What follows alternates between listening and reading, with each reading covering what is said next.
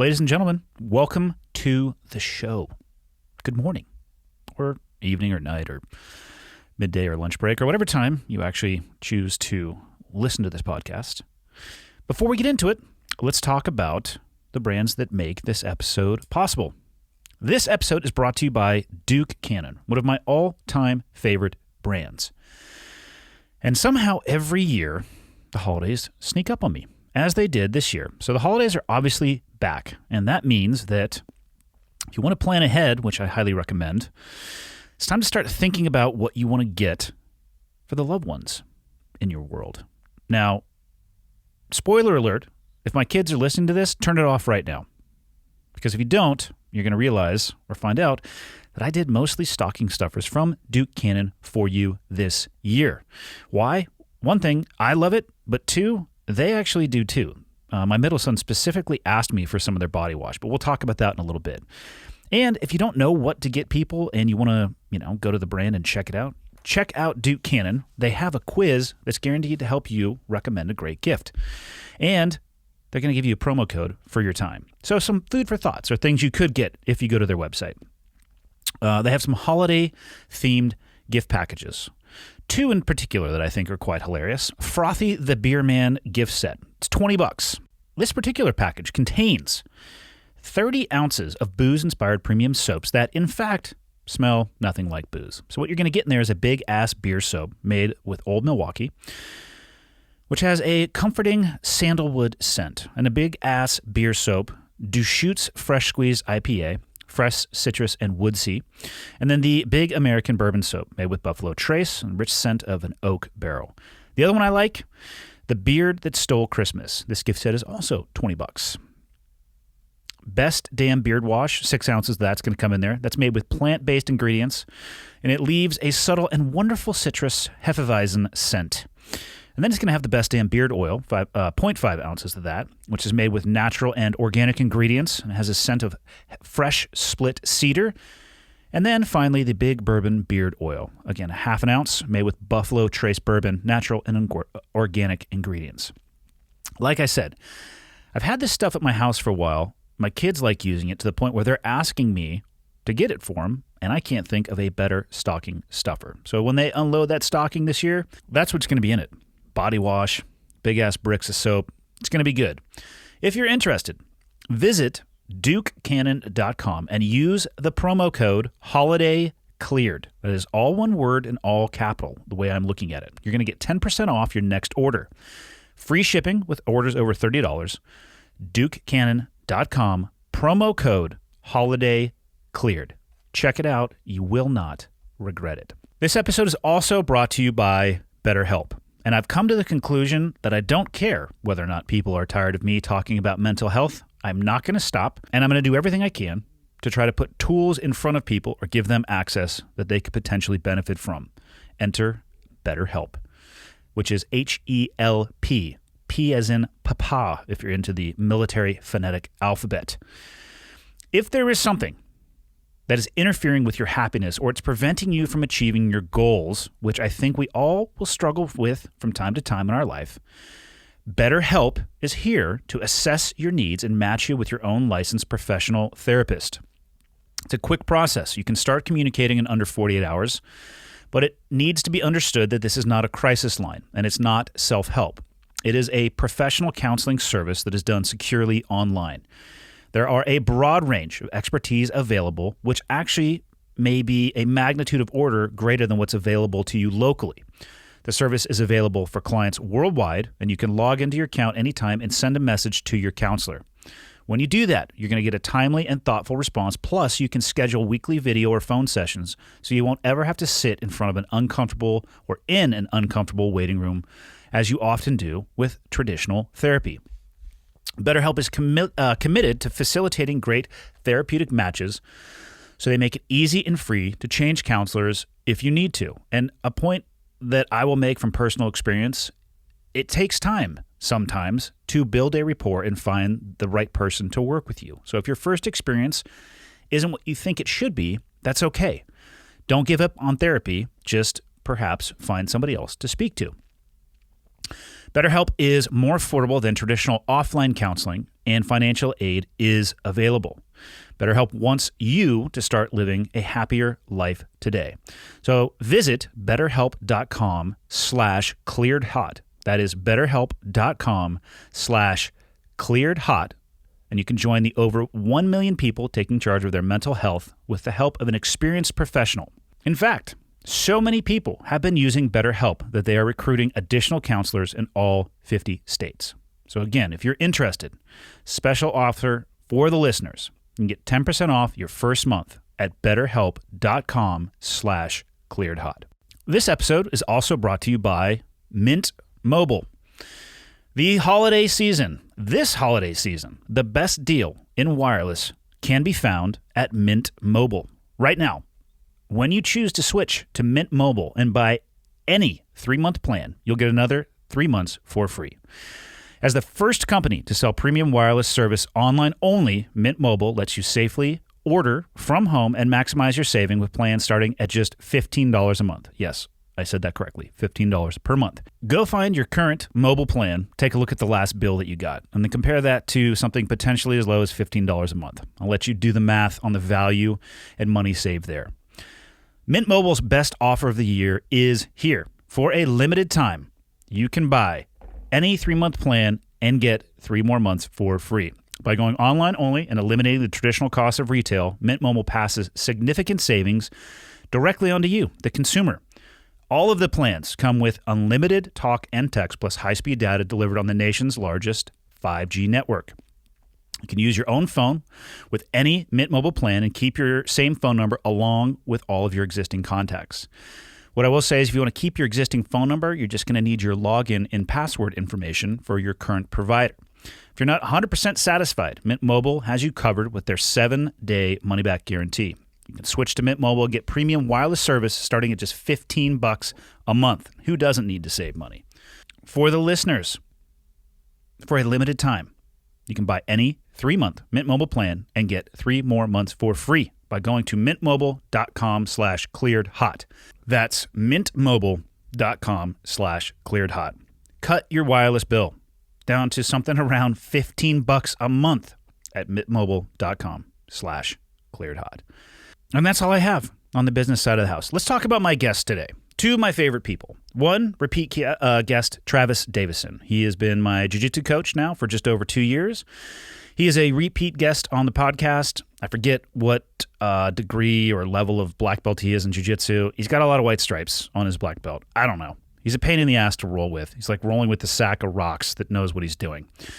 And then there's Paul Sharp, who I met through jiu-jitsu and actually specifically through Travis when he came out about 18 months ago to do the first seminar that I participated in with him. And the reason that we sat down to have this conversation, he was back to teach another one. But fascinating individual, an incredible amount of experience, and a breadth and depth of knowledge in a variety of areas that I personally benefit from sitting down and talking with him. Full career in law enforcement at a variety of capacities and roles and responsibilities. Couple that with a few black belts himself in jiu-jitsu and in judo, some experience in strongman/powerman type stuff. He just finished doing a 24-hour fundraising effort on both a treadmill and outside running. He is a shooting instructor. He is a ShivWorks instructor. Crazy guy. And I love the conversation because I have the ability to ask him questions about a community that I don't know a ton about. So we actually talked about all of those things that I just mentioned from his background, but specifically a lot about the law enforcement organization community and self-policing and self-correcting on their own inside of that organization. And that's it. I'm not going to even talk about the episode anymore. I'm going to let them speak for themselves. One disclaimer. I am still figuring everything out with the new podcast studio. So the audio of this episode had to be recovered from the video cameras, which took a little bit of work, but I'm just going to tell you right now, it's not as high quality as it comes through the microphone sitting on the table.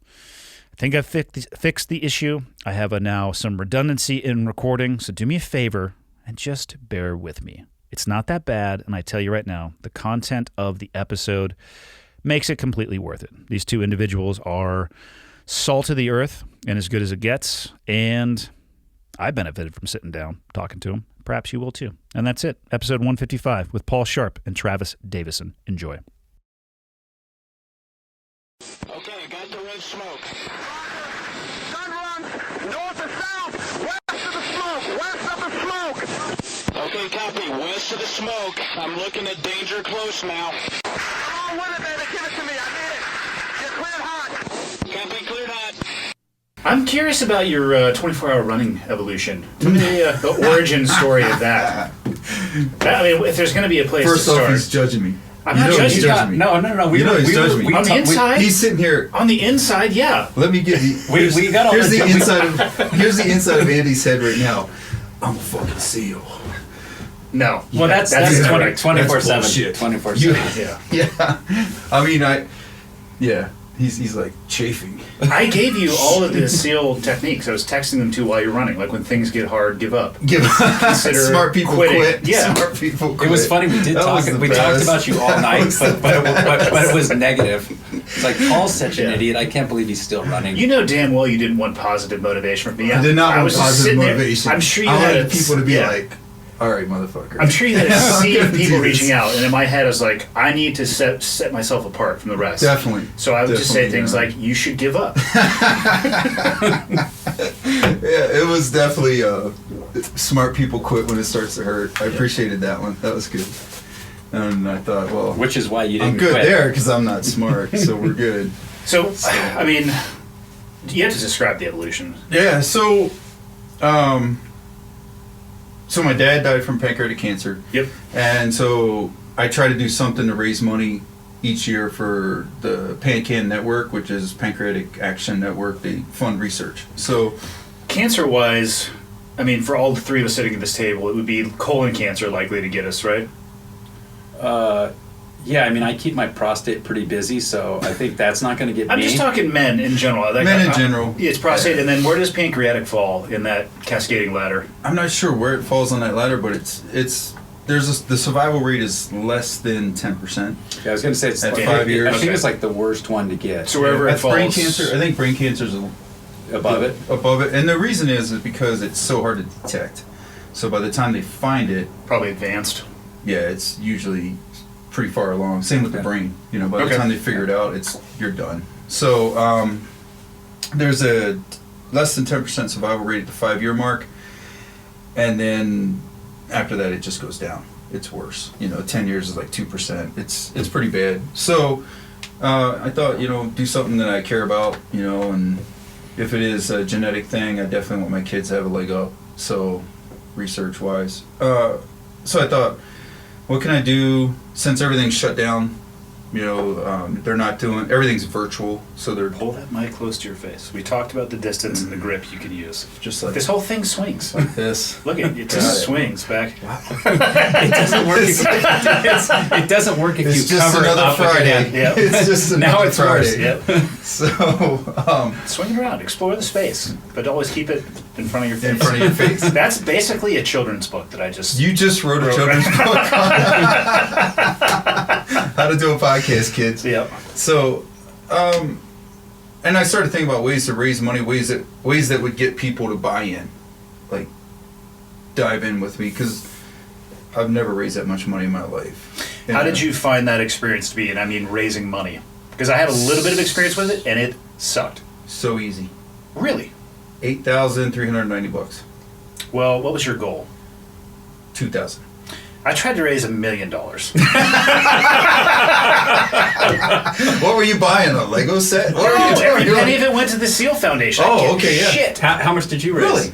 I never looked at the last total. I think it was probably somewhere near $200,000. Yeah, that's Well, that's good. It's a lot of money, a lot of money. but holy shit. I found the donor fatigue is real. I think... and That's true. Yeah, and also, I think one of the things was the zero at the left-hand side of the column and the zeros on the right-hand side of the column attached to that one.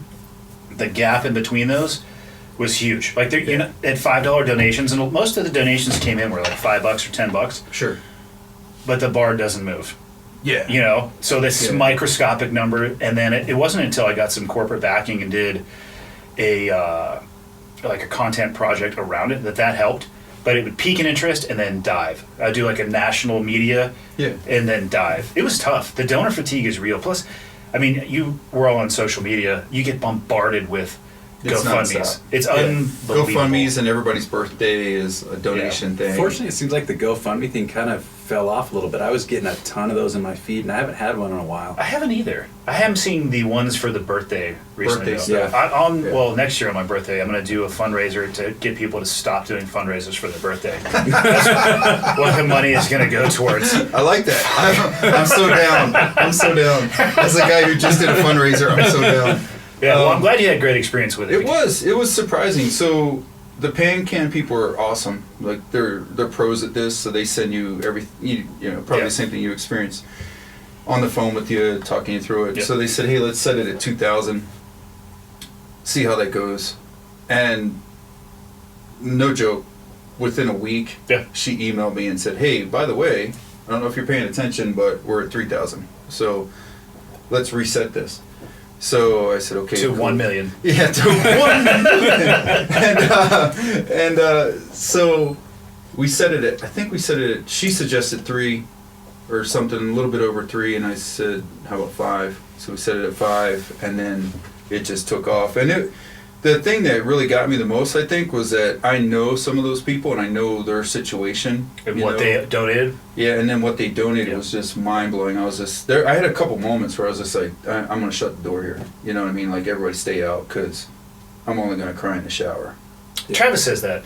Yeah, because then the water's on your face. You don't know if it's you or the water, so you just... It's the water. It's the water, 100%. Just a lot of water. It's hard to say. But it's hard to say. Yeah. But it was definitely... There was a couple... It was just overwhelming, man, that people in those situations, or whatever, because COVID's not been kind to anybody. Correct. In any business. And for people to say, look, you know, I'm getting furloughed from my job. I don't know where I'm going to work, but I want to give you $300 for this cause. That's a lot of money. That is a lot of money. That's no joke. I mean, even people that have money are like, hey, right now, man. Yeah. You know. So it was really cool. And I just was talking to one of my coaches who's kind of crazy, and I was like, hey, man, do you think I could run 3 miles every hour on the hour for like 12 hours? And he said, what about 24? I like him already. and I said, yeah, why not? I mean, at that point, I'm going to be miserable, so let's do 24. So we did. So then we put it out there, like, this is what we're going to do, or what I'm going to do. And then we did our first test run. And I wanted to leave the country, change my name, and just start over somewhere. How far into, like, your test run, how far did you go into? A couple hours? 3 hours. Hour 4, I hit the wall hard. And because you get off the treadmill, you cool off, you walk around, you get back on the treadmill. Or, I was doing it on the treadmill because treadmill's worst case scenario. So we wanted to do the test run on the treadmills in case the weather was going to be such that I couldn't run outside. And what type of weather would that be? See, again, he's judging me. He's like, I'm a Navy SEAL, bitch. I'm out of that game. I'm out of that game. It's like chafing. You know, like, chafing is a real fucking thing. I run a belt grinder in my ass cheeks between my legs every day just to keep an acceptable level of chafing. That actually would be good prep for buds. That would be probably a good prep. You know, like packing sand in my urethra. You know, like, that I'm gonna hard pass that. Yeah. I don't think I don't know anybody who's experienced that, but that would be exciting for sure. I lacerated my urethra. That was bad. How? I took a knee to the groin in a training. One of those last rounds, you know, it's always the last round, and everybody's already geared down. And my brother was getting ready for a fight, and he said, "Hey, I just need one more round."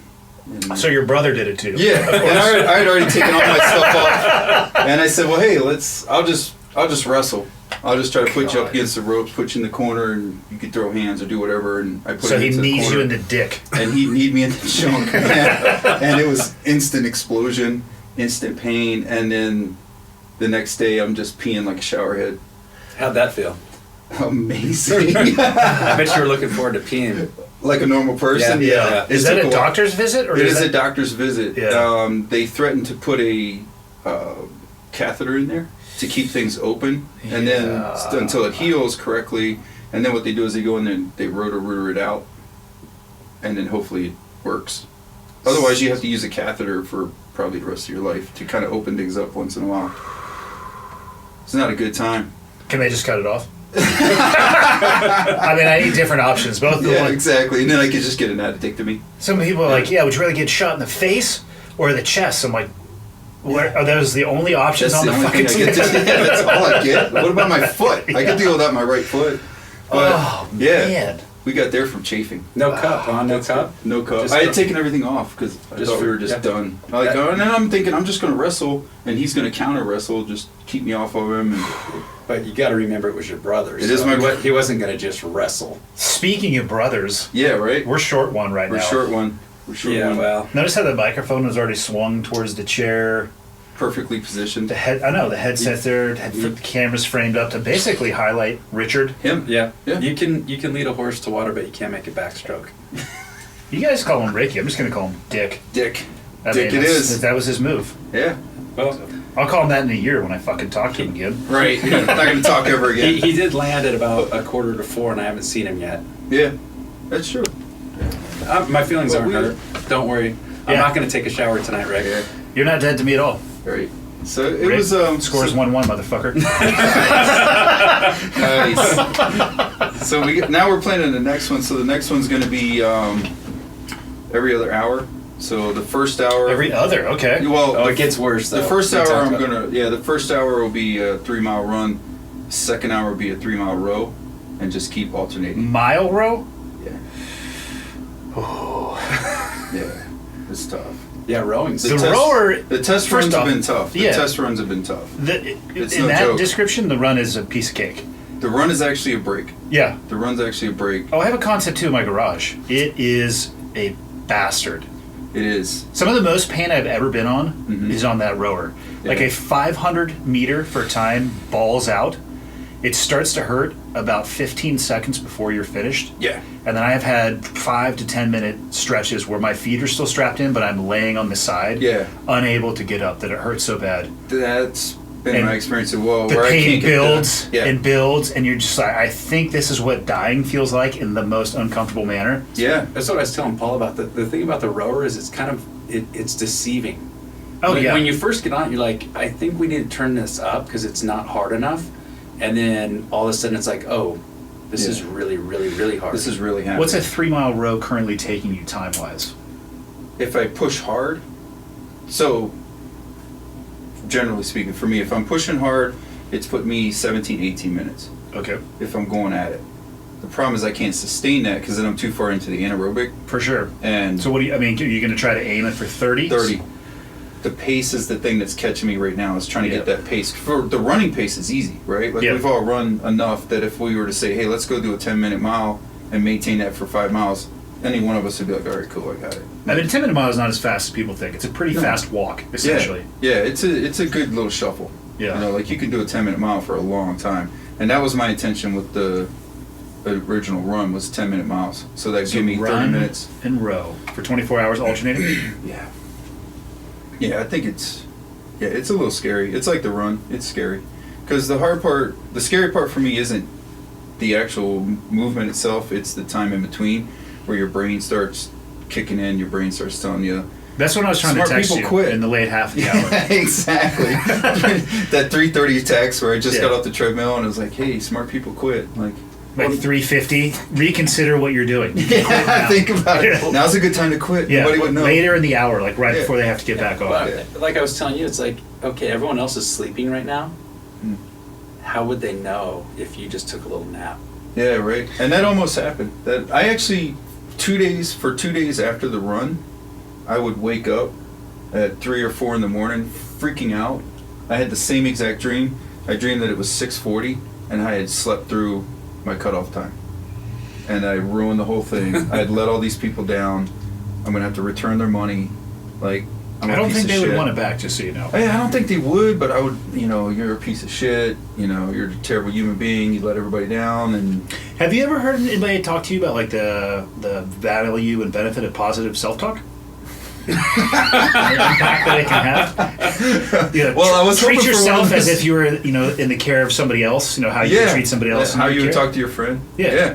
Well, yeah. Not like I you talk to definitely- your friends, because the texts that I was sending you were legitimately This is from true. my heart. This is true. Yeah. I believe in you, but you're still going to fail. I believe that you're going to fail. That's what I believe. But there were 2 or 3 days I had that nightmare. I woke up just freaking out. Yeah. And then sitting up on the edge of the bed and realizing, whoa, I'm not there. Yeah. But there were a couple times where I slept. There was one period of time where I slept about 8 minutes, and that was all I slept the whole time. I think it's Because probably better that you did. Yeah, Stay I was awake. freaking away. I was freaking out, and also those 8 minutes it was a mistake. Really? Yeah, Yeah, 'cause- came out of it feeling worse. Came out of it feeling worse. Couldn't get myself loose. I couldn't. You guys have a sauna there at your gym, though, right? No. So, I wonder what would happen if you set the sauna at a lower temperature, but you rested in there. I had the red light thing, Yeah. so I had. I'm just trying to think of a way to keep the the red core lamps. body temperature Yeah, that's what I did. touch up. I kept the red lamps on me, so I would stand there and eat because I'd start shivering. So I'd stand there and eat the oatmeal really quick, keep the lights on me, and eat a couple bananas. Yeah, you eat enough fruit to Making kill eye contact. small country. When did your diet shift? Because you're completely plant-based, right? Yeah, I'll eat some fish every now and then, but not. It's not a moral thing, though, right? You're No, I don't. not worried about the feelings of the cows and the dreams and aspirations that they have. Hey, And how you treat an animal is how you treat a person. I agree. I'm not going to eat people, but But I will kill them. But if they got it coming, they got it coming. they write that check first, though. This is true. This is definitely true. It's not a moral thing. It was just a health thing. So that's been, actually we're coming up on November 9th. Will be 6 years since my brain blew up. Since you died. Since I died. And if people wonder what we're talking about, so this can be standalone, they can go back to the first time Paul was on, and he basically described dying, and his wish was to make it into the emergency room so a firefighter wouldn't find him in the hospital No parking firefighters lot. are carrying Which I can completely and utterly support that mindset, for Right. sure. Yeah, definitely. You can't lose that fight. We were talking about that at lunch, right? It's basically the 6-year anniversary right now. Yeah. This time, in 2014, at this time, I had an excruciating headache, and I was pissed off at all my friends because I thought they had put something in my car that smelled like burnt cheese, and I couldn't figure out where it was, and now it's stuck in my nose. So everywhere I go, I'm smelling this burning. To this day? No, not now, but Yeah. then. I was walking around. That was just your brain consuming itself. It's like a little lightning bolt between your ears, it's just sizzling off. Yeah. So that's what all burning messed brain up. smells like, cheese. Yeah, cheese. Well, my brain, Yeah. for sure. Cheese. So what's a daily diet look like for you? Breakfast through dinner. What do you Breakfast to dinner. So, if I'm not fasting, if I'm eat? eating, Of course you're fasting too. Well, Why wouldn't you be? right. I did the longest fast I've done so far is I did 5 days a couple months ago. That was also interesting from from a resilience building perspective, like we talked about before, that blueprint of your brain, like lifting the hood and seeing what comes up. Yeah. And when you go without food for 5 days, 7 days, it gets interesting. What you start thinking about, what you start craving, and also like what comes up when you're alone, sitting by yourself. I think the longest fast I've done is like 6 or 7 hours. I did. You didn't have a choice. I did 3 days, and it wasn't too bad. I think the tipping point is probably the 4th or 5th day where the window cracks a bit. Yeah. I was gonna say the first 2 days were kind of hard, and then all of a sudden it kind of was normal. But then I ate again, so I don't know what the 4th and 5th day would have been. You were taking like a juice, though, right? Like Yeah, the green thing? ketone ester. You weren't So it's not a true fast. It's the Oxford ketone ester. So the delta G. So they're smart. Good stuff. Yeah. It's one of your people, some seal, whatever. I would not follow the advice of I anything. never follow the advice of No. No, but he's like he has his PhD in decision making science, so he's kind of smart. In decision-making science? That's Yes. a made-up degree. It is totally made up degree. It's Yeah. kind of like a liberal arts degree or something. Nothing That's a against real people with degree. liberal- That is a real degree, Yeah. but you're not going to get a job. What are you talking about? There's a Starbucks right down the street. This is true. I'm probably going to be working there too. Yeah, no offense to the to liberal arts. anybody. I have zero college, so you guys can tell me Yeah, to you fuck can myself. say whatever you want to me. It'd be fair. So yeah, I was taking that. That was just to see if that would affect ketosis, and Yeah. it really did. Like It's a within fuel 20 source minutes. for ketosis, right? The Yeah, ketones, yeah. So immediately within 20 minutes, if you're using the sticks, you pee on or whatever. Not calling you a peon, Yeah. But that you urinate upon. you urinate upon these sticks in the washroom, and yeah. So I mean, it like within minutes you're in ketosis, and you can feel a difference. Yeah. You can. I mean, it could be placebo, but I definitely felt like there was a difference there compared to the time before when I had done a 5-day fast and it was just misery, And I maintained the same workload, like I maintained the same training workload as well as teaching classes and all that. I didn't vary That sounds anything. reasonable. Yeah, I didn't vary anything because I wanted to test myself and see, can I possibly do this without food for... Do you, by any chance, whip yourself at night with I mean, it seems like you're into I'd pay somebody self to do that. Punishment and suffering. Flagellation. Yeah. You could find people to do that for free. Yeah, it's true. I can Yeah. find people You on have Craigslist. You have Thank a you for page or that. Craigslist. Yeah. Plenty of people that like you enough to do that. Yeah, there's actually people in my world that would just do that for me. Yeah, there's some sick fucks out there. Yeah. None of them are at this table, though. So No, it's totally not at fine. all. We're safe. It's a safe place. So breakfast, Breakfast is usually will usually be some sort of oatmeal. coffee or no? Yeah, coffee.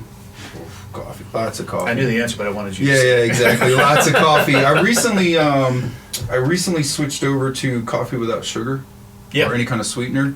That's been good. I'm not quite to the point like you guys where I can drink it dark and bitter like your souls, but If you get the cold brew version of that, it takes a lot of the bitterness out. Does so it? explore iced cold brew coffee, and it's colder, so you can just shove it down your face. you just pound it. Yeah. I get the. I'm a part of the Black Rifle Coffee.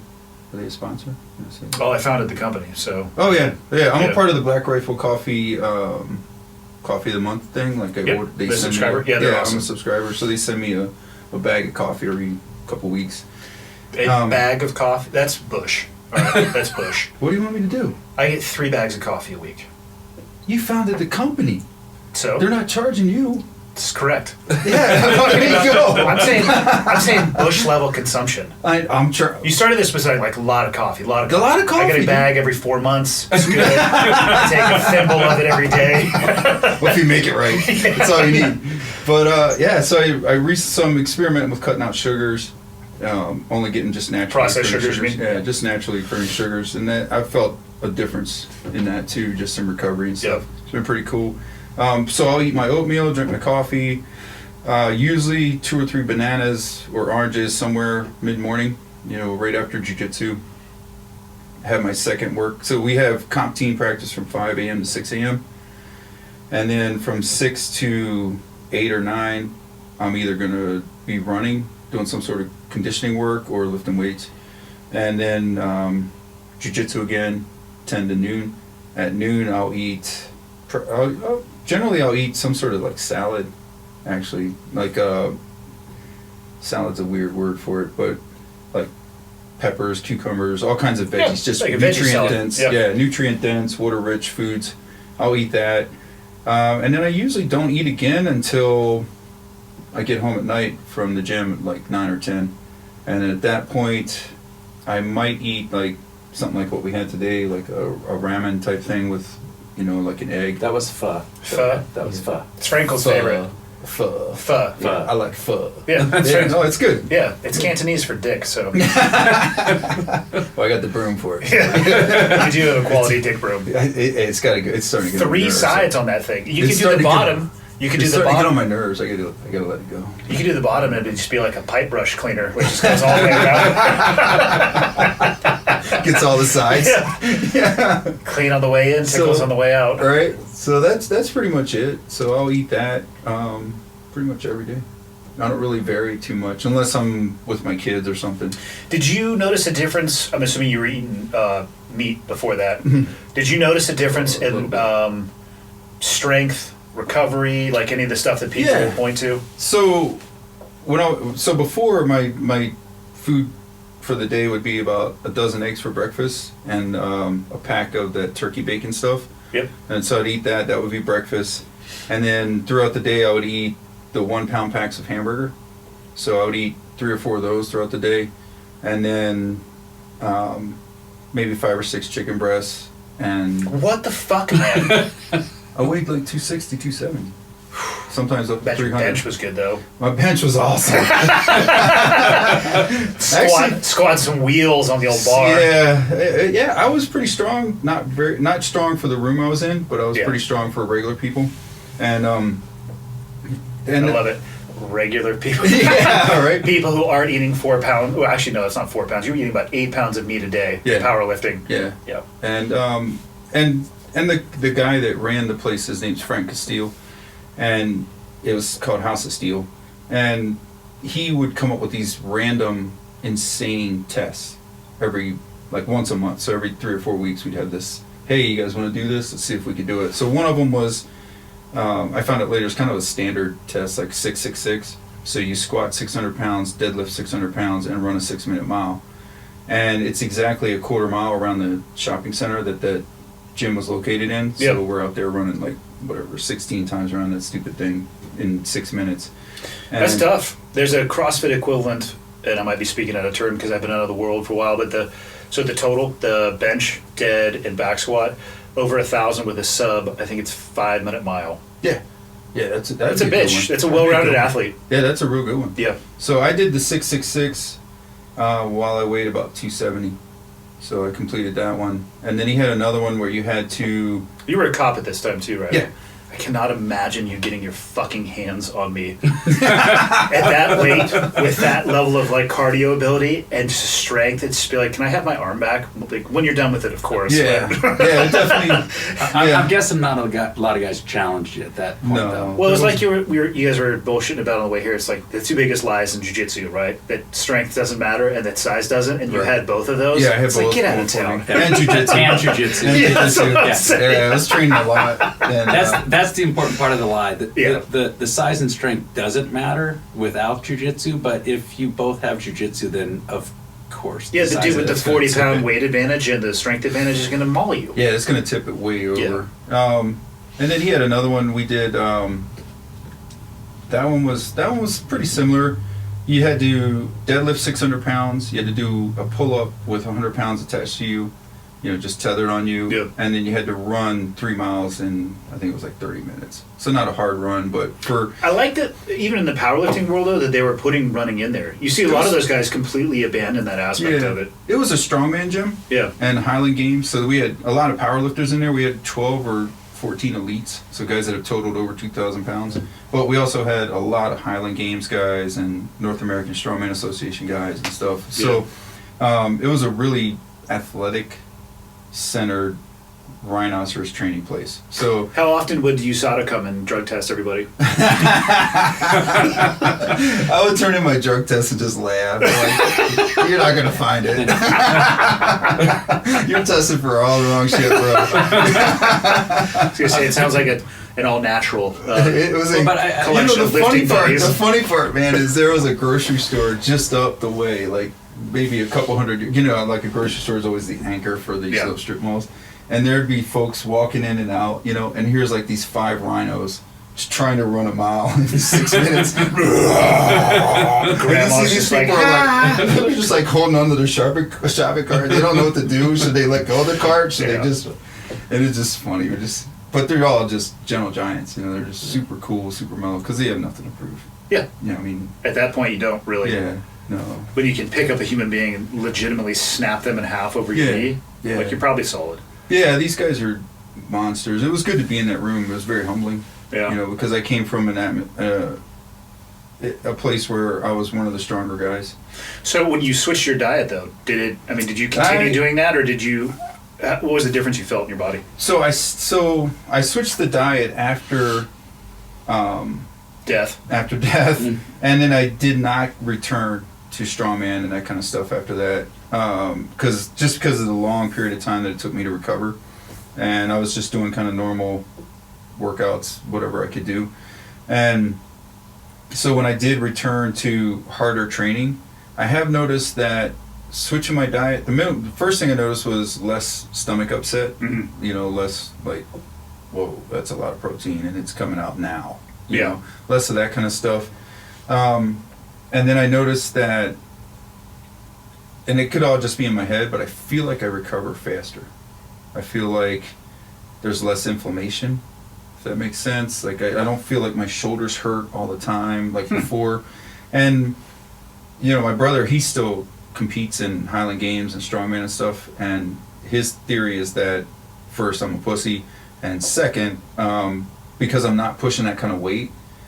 And I mean, this sounds kind of stupid to say, but like it was a normal upper body, like, so we would do upper body pushing days. So you would have like all your chest movements, like your benching movements, and all your overhead pressing movements, like the log press and all that.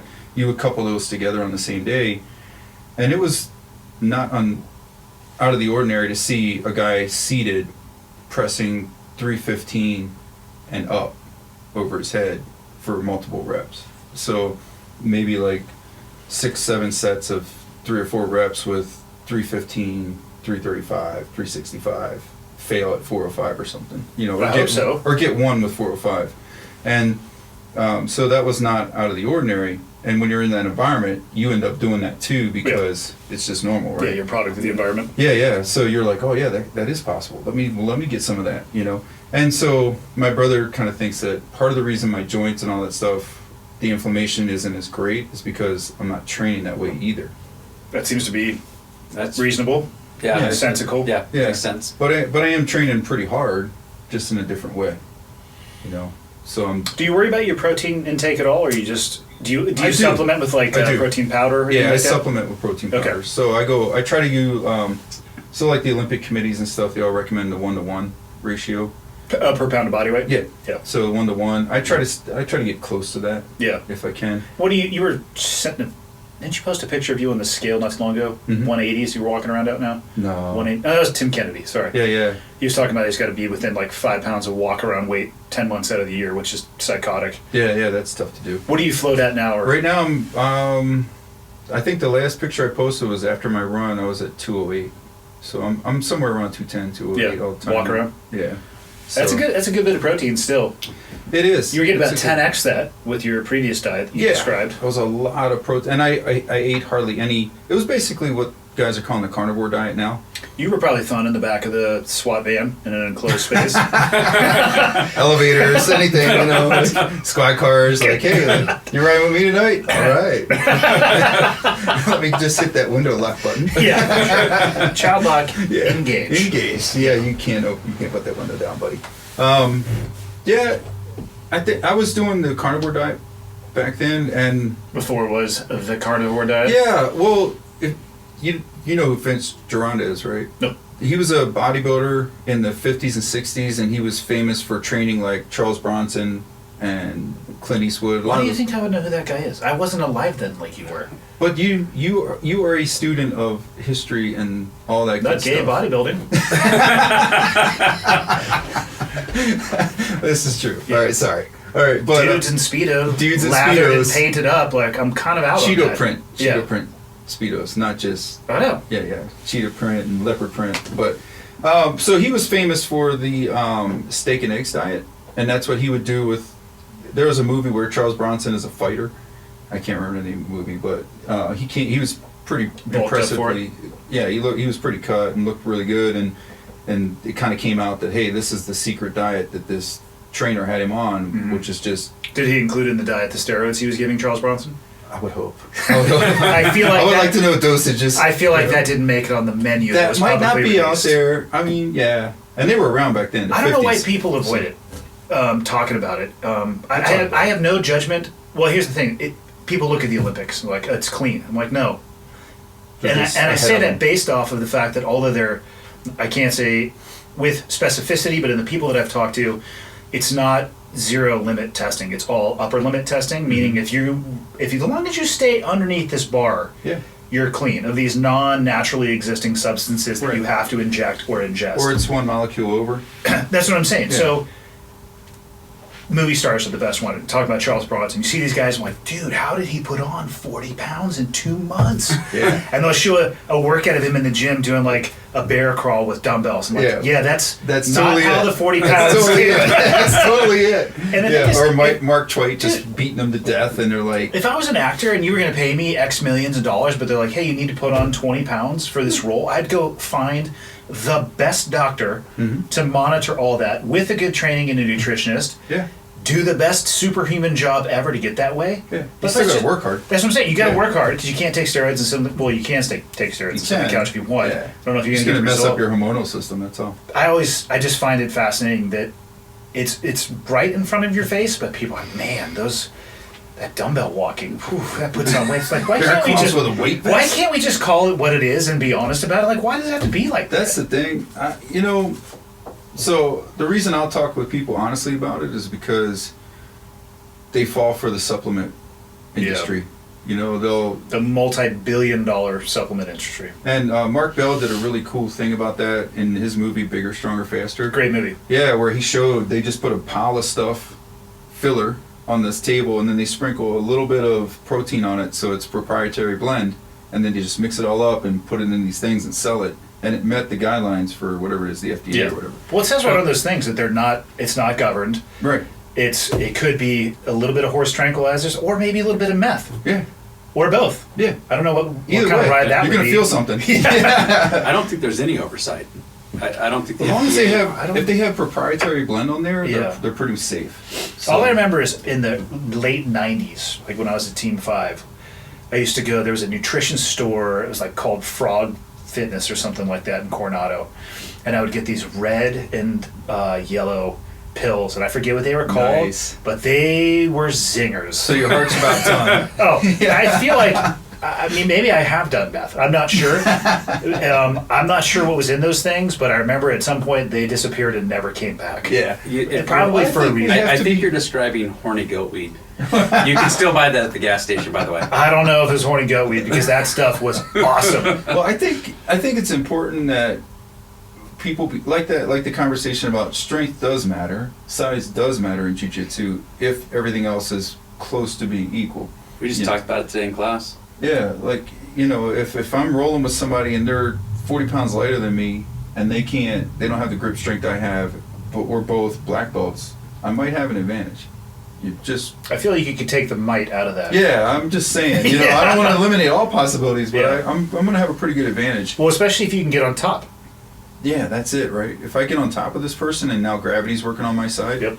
So I think it's important for guys coming up, guys that are just starting to train and stuff, that we have honest conversations with them about this stuff. Like, listen, yeah, man, I was able to weigh a certain weight. I was able to move a certain amount of weight. I was able to do certain things, but I didn't do it by drinking the latest protein you saw in Muscle and Fitness. Yeah.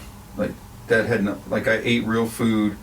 I worked really hard in a room full of savages that worked really hard, like made it difficult to walk to the car after a training session. And then there were other things involved. Yeah, and because you were doing those things, you were maximizing the result of the. I dumped nitrous on high octane fuel. Yeah. I have very little experience with it. I tried it one time before a deployment because I wanted to be as strong as possible. Yeah. And guess what? It works. It does. I felt better when I was training. I recovered faster. I had a full off-cycle protocol before I went overseas. I probably lost 60% of what I had gained, took that 40% with me, and then within a month of being overseas, it was gone anyway because we didn't have the chance to work out. But it doesn't do it itself, for sure. And people are like, oh, does it work? Yes. It absolutely works, hands down, 100% that it works. But it comes at a cost, too. There's a cost. You're taking years off your life. For sure. And at some point, you need to get off of it.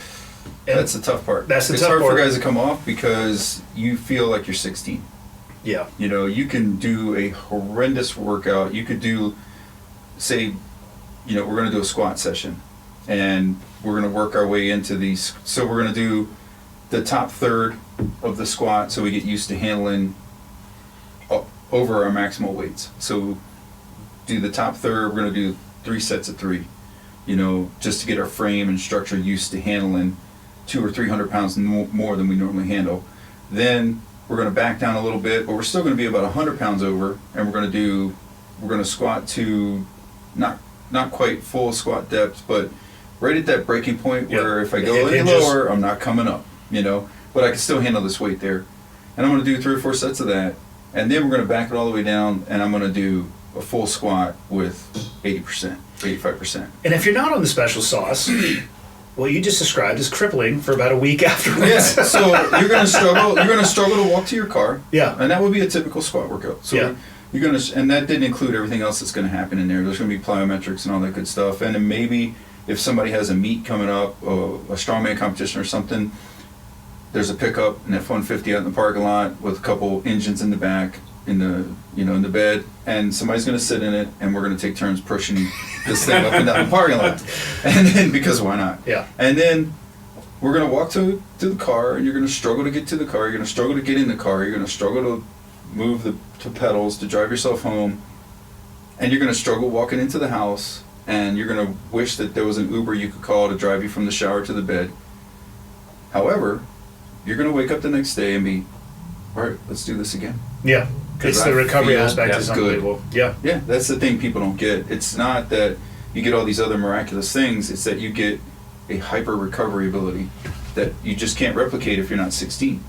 Think about 14-year-olds, 15-year-old kids. They do insane things, and the next day they do it again. Yeah. Because they're just full of all these good hormones. I fully support people doing whatever the hell they want to do. I just think we'd be better off if everybody was transparent. That's the thing. Just be honest, because you're going to have guys come in like that. There's going to be guys come into jiu-jitsu and say... And here's the thing. I've been at jiu-jitsu for just over 2 years, and you see some of the competitors. Or, I'll watch on Flow Grappling or whatever. Sure. The gi will come open, and it's just like tish, tish, tish, tish, tortoiseshell abs. Like there's a certain level of leanness and muscle mass that the human male body can naturally hold. Right. And then there's what other people look like, and they're like, no, it's chicken breast and salad. I'm like, fuck you, man. Yeah, be honest, Be man. honest, because you It's have mostly people acai. looking at you.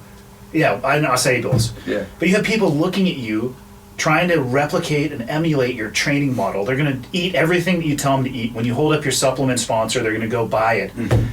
And they're not going to look like that unless you're completely honest about all of the off-label. Yeah, the off-label stuff. Yeah, and then the other side of that too is that even if they get the off under the counter supplements, Yeah. even if they get those, if they don't have the genetic predisposition to look that way, Yeah.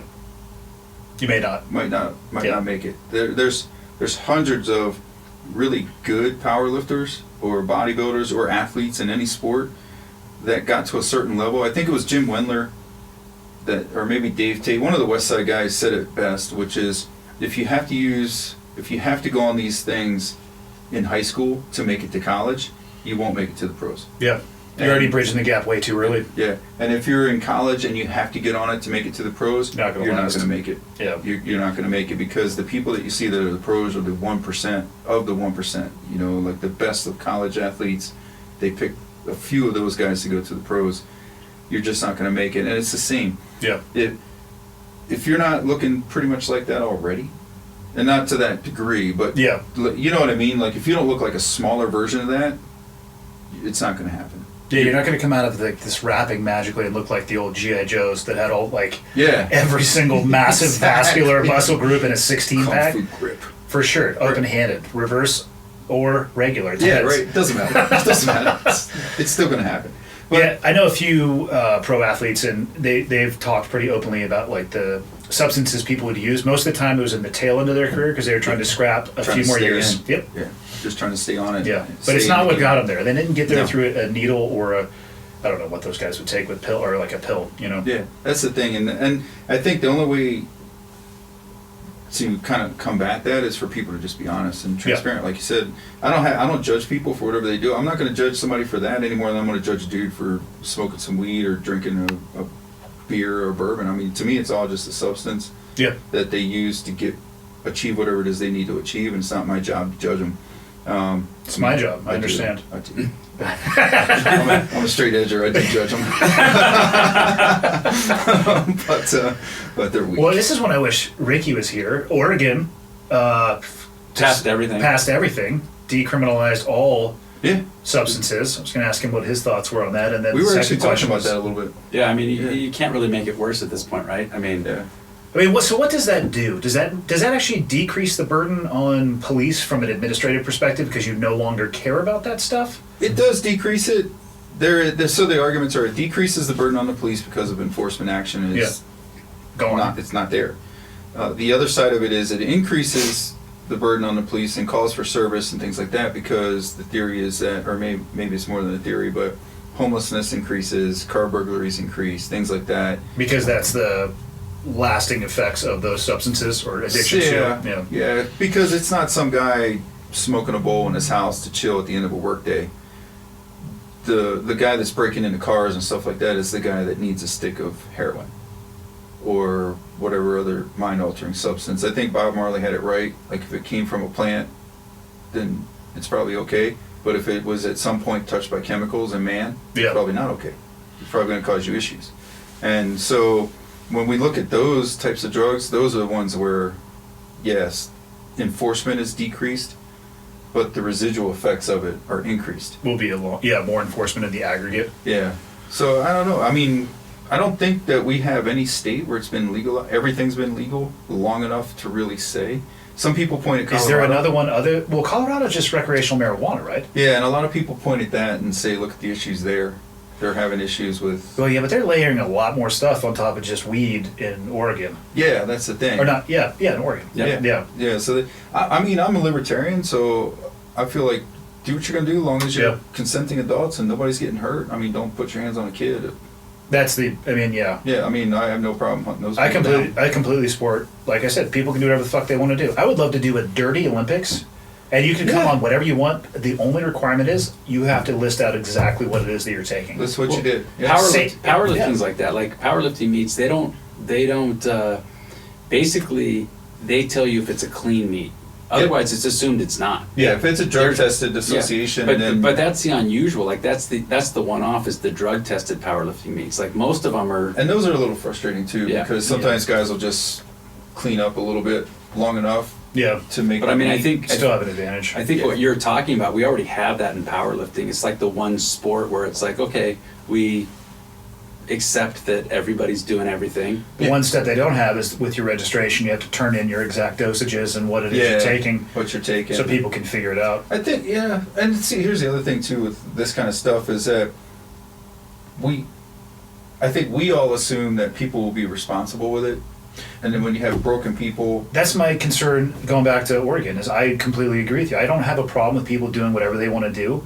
But if you're a parent or you have somebody in your care and you go down that pathway and, if you want to do heroin, I have zero experience with heroin. Yeah. But if you want to do heroin and you have a time in your day or week or whatever your life is set up for that, that's great. But when it negatively impacts other or people that are in your care, I have a problem with it at that point. Yeah, for sure. And I don't know how that's... I don't think that can be legislated or regulated, but... No, I don't think it can ever be legislated because look at... Child abuse still happens, right? Yeah. Child neglect still happens. Well, murder's illegal. Murder is an unlawful act, sir. I'm going to need you to come with me. It's just... There's so many things that are regulated and it still occurs. Yes. And that's because we have broken people. And then... Well, I'm not broken, but I jaywalked. Broken, but... I might have been broken, but I put myself back together. We just jaywalked right out there. No, we didn't. Yeah, we did. We did not cross at a crosswalk. But we were within eyesight of a police station, so it's legal. I was not aware of the bubble. The bubble rule. We're within the bubble of the police station. I see them go into their cars. They park on the other side of the building. Oh, man. This is true. See, don't even get me started. And police don't break the law. No. Yeah, don't get me going on and that. Firefighters never park their truck in front of the grocery store or Starbucks. Right? That was always my hang-up with...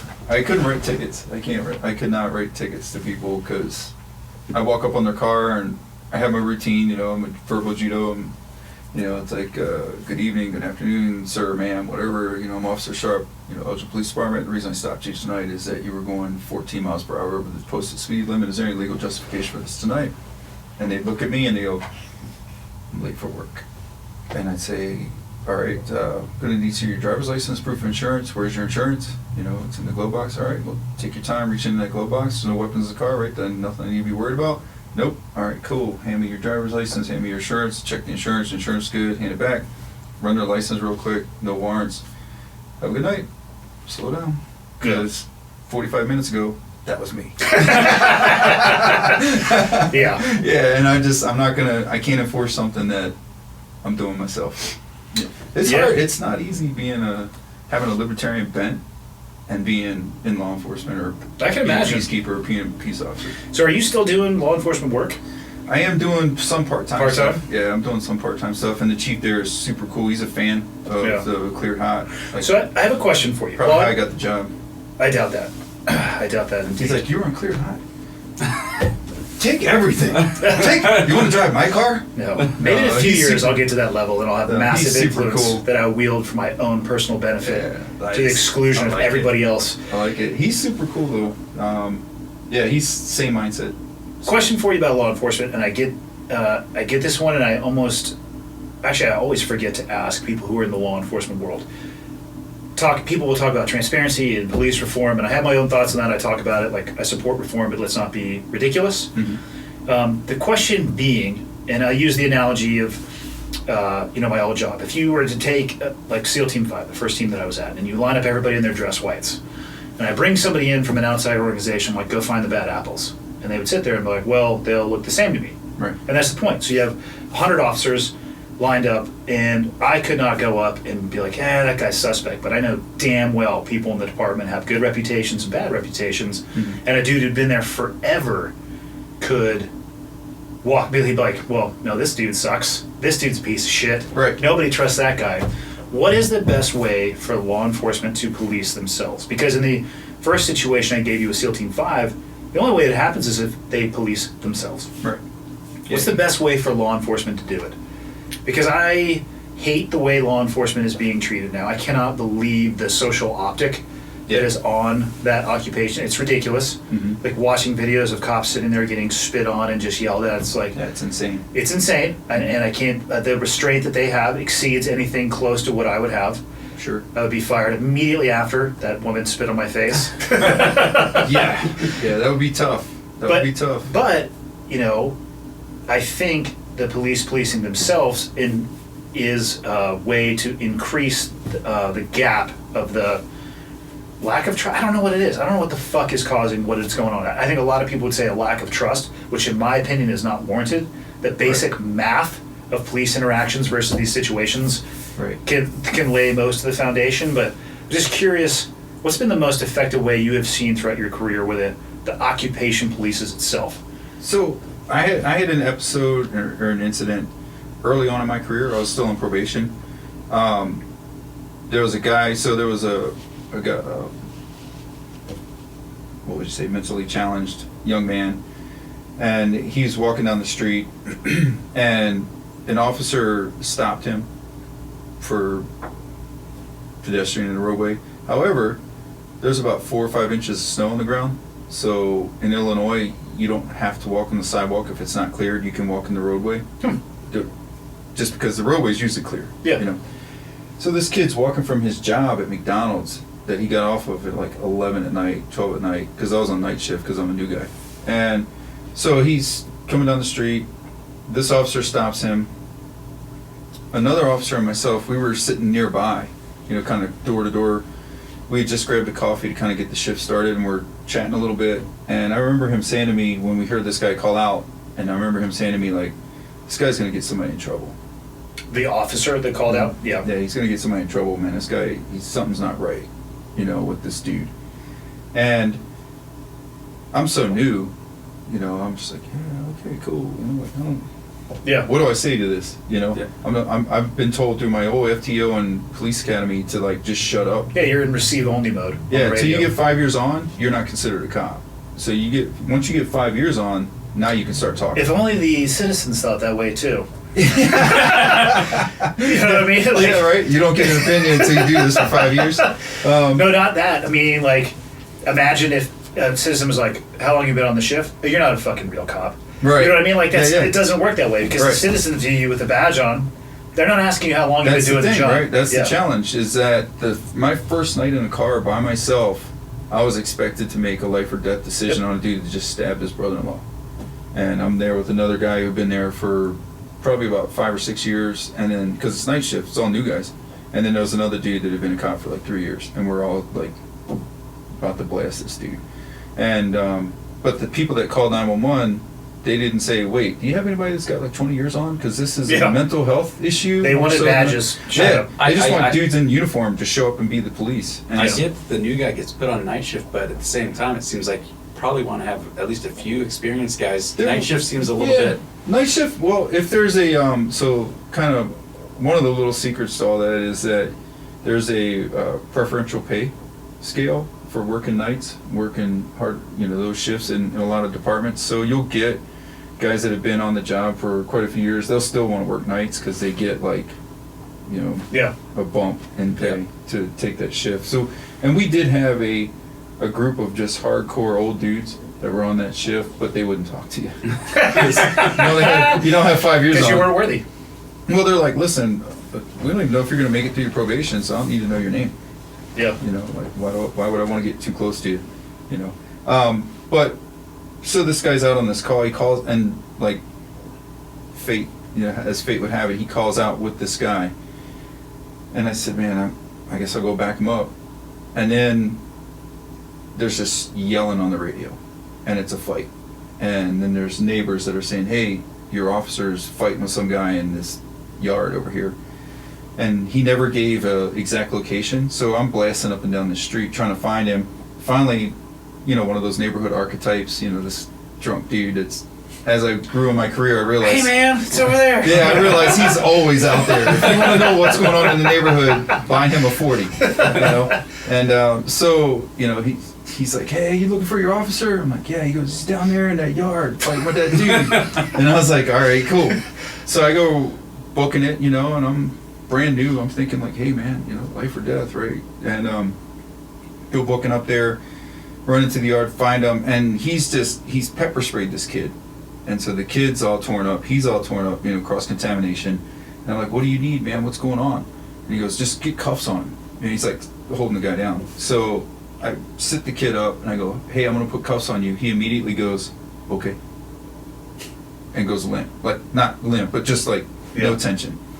So I put handcuffs on him, and there's a older guy standing on the porch, and he goes, hey, what's going on? I go, I don't know, I just got here. He's fighting with the police officer. He goes, okay, well, where's his coat? And I go, what? Dude, I just got here. Did you not hear me? And he goes, well, hang on a second. And he steps back and he comes back out. He goes, here, give my grandson this coat. And I go, this story is getting more intriguing by the moment. I go, okay, cool, cool, man, no problem. So I take the coat, I put it around the kid, and I stand the kid up and I walk him away because you want to separate everybody out. Yep. So I walk the kid over and I say, hey, listen, I'm going to put you in my squad car for a second. Just chill here, okay? I'm going to check you for weapons real quick. I pat him down. Nothing. He's wearing a McDonald's pants, McDonald's shirt, and all this stuff. And he goes, where's my coat? And I go, I don't know, man. Like, I put your coat on that this guy says is your grandfather. I just put it on you. And he says, no, my coat's in the back of the officer's car. And so now I'm getting really like, wait a second, what is going on here? Yeah. And so, I'm trying to like condense as much as possible. Put this kid in the car. I'm thinking he goes to jail, right? Like he's fighting with a cop, cop's got a busted lip, all this good stuff. So I say to the other officer, I go, hey, do you know where his coat is? He says his coat's in your car. He says, yeah, his coat's in there and his shoes. So, yeah. So I go up there. So I'm like, all right, well. Why? There's a sergeant there now who's one of those old school dudes, like literally a Vietnam era. He's a Vietnam vet, Vietnam era. That's how old this sergeant was, crusty old dude. And he's like, listen, go get his shoes, get his coat from out of the car. I know the family. I'm going to talk to the dad real quick or the grandfather real quick. Take him up to the jail. Don't do anything. Wait for me. Okay, cool. So I go up there. I get the shoes. They're where he says they are. They're on the ground next to the car. His coat's in the back of the car. None of this is making sense. You know? And now I'm thinking as I'm driving to the jail, the conversation I just had with my buddy saying this guy's going to get somebody in trouble someday. And I'm thinking, I'm on probation, literally, like, just got on my own in a squad car. I'm done. I don't know what I just got myself into, but when a sergeant tells you don't do anything, wait for me, can't be a good sign. You know, like you can't possibly. Your judgment is no longer needed. Yeah, pretty much. Like we're suspending your powers, and we'll take your ring, and yeah. So get to the jail, and he tells me to write a memo about everything the kid said to me, and everything that occurred with the other officer that was fighting with the kid. So I wrote the memo. I didn't know any better, you know. And then next thing I know, there's an internal. And they're looking into this guy because nothing's lining up with the story that he's telling. And there's some other things involved there too, like the kid's wallet was missing and some other stuff, you know. And so it gets into this whole thing. And my point of that whole story was my intro to how to deal and self-police came in the next couple weeks after that. Because I would have veteran officers come up to me in the locker room and be like, do the right thing, dude. And I would think, what's that mean? Yeah. Because I grew up seeing movies like Serpico. You know what I mean? I'm thinking they're telling me to lie, they're telling me to cover for this guy. They're like, no, man, do the right thing. Whatever happened out there is what happened. And that's the story you tell. And don't lie. And I was like, shit, I don't even know this dude's name. I just know he's been here forever. You know, like he's got the hash marks and all that. And I just know he's like, never talked to me before. But they like that multiple times. That happened, where all their officers and supervisors would stop me and be like, listen, like you're involved in this, right? And the first couple times I thought, you know, like I don't want to be known as like a rat or not a team player or whatever it is. I don't know what to think, you know. And everybody across the board was like, do the right thing, tell the truth, exactly what you saw, write exactly what you saw, and it'll take care of itself. If he did something wrong, he'll hang for it. And if he didn't, then he'll be cleared. But that's how it goes. And I remember thinking... That's exactly the way it should be. I mean, that's my experience with it. You know, that was my very first experience all the way up, all the way through. Yeah. It was always that way, where guys are just like, look, you know, like, they're... And see, that's the thing, like the thin blue line type thing, you know, people talk about the thin blue line or the wall of silence and all that good stuff. As it was expressed to me was, listen, we're on this side of the line, the bad guys are on that side of the line, the people behind us are the good people. We can't have bad guys on this side of the line. Yeah, that's the line you're holding, not the wall of silence. Yeah, like that was bullshit is occurring and not being reported. Right, that was the line that was always expressed to me was, look, man, we don't lie, cheat or steal, or tolerate those that do. Like literally, that was pounded into our head in the academy, and even at the academy level, you know how it is, man. You get dudes, you know, in the beginning you're not allowed to drink, you're not allowed to go out, you're not allowed to do anything, and then they kind of loosen the reins, and really, in reality, it's a test. Yeah. You know, can you handle being the police? And guys screw up. And from the beginning, I remember, even in the academy, there were internal, you know, investigations where they ran investigations on guys doing something stupid out in town or whatever, and they're like, yeah, man. Yeah, you're out. You got to go. Yep. You forfeited your opportunity. Yeah, the character is how you act when nobody's watching. Yeah. Not when your instructors are sitting there and you're class A, spit and polish, yes sir, no sir, like with all the right answers, like no. Yeah, and so that was always my experience with it, and so sometimes it's confusing to me when people say there's some other... I feel like most people assume that's not what happens. I think that most people feel the opposite would happen, and when people came up to you and said, hey, do the right thing, what they're saying is protect the badge, protect the department, protect the occupation. And that's just, maybe that does happen some places, and I don't know the answer. I wish people, though, had some insight into that process playing itself out properly. To be in Oh, yeah. Like, I'm about to expose to the public. Does it get exposed all the way to the public? Because I don't know. That's the thing. I don't know that it ever makes it to... Maybe it doesn't always make it to the public. Maybe because I think that would help, too. Exposed. And part of that is you're weighing the... Okay, the public doesn't trust us to begin with. And now we have to bring this to the public. Because who else is going to do the investigation? Yeah.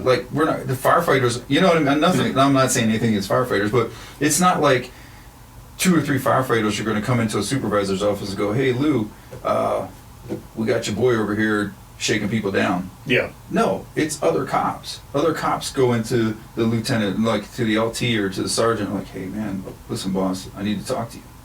You know, and you know, like I confronted him. He refuses to change or cop to it or whatever. Something's got to be done. Yeah. You know, and then you weigh that of, okay, well, if we handle this in a manner that's transparent and open to the public, will it undermine what little bit of trust is left? And there's probably privacy issues in that too. Sometimes they try to give guys like a deal, like, listen, make it right. Make it right. You know, just like you would with the public. You know, I've done that with the public tons of times. You know, like, hey, man, you know, I remember I saw this kid. I'm sitting here. We just broke up a big fight at a late night taco joint, and I'm sitting here and I'm watching this kid, and it looks like he's trying to like climb the side of this building, this little barbecue shop, and I'm looking at it and I go, wait, he's tearing the signage off of the building. It's like one of those like 50s decor, you know, Americana decor places. So I drive up there and stop him, and he's like, you know, he's holding a sign, and it was just a stupid kid thing. And I'm like, listen, man, yeah, I got his address, got all of his information. You know, I did take him in, you know, but he's a juvenile. Yeah. So take him in, put him through the booking process to scare him a little bit, and then, you know, call his parents, make them come get him. You know, they come down and get him, and I tell them, like, hey, listen, tomorrow when I come on my shift, I'm going to come down here.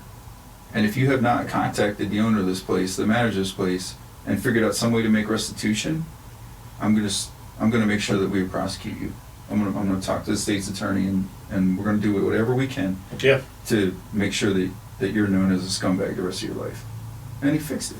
Yeah, he made it right.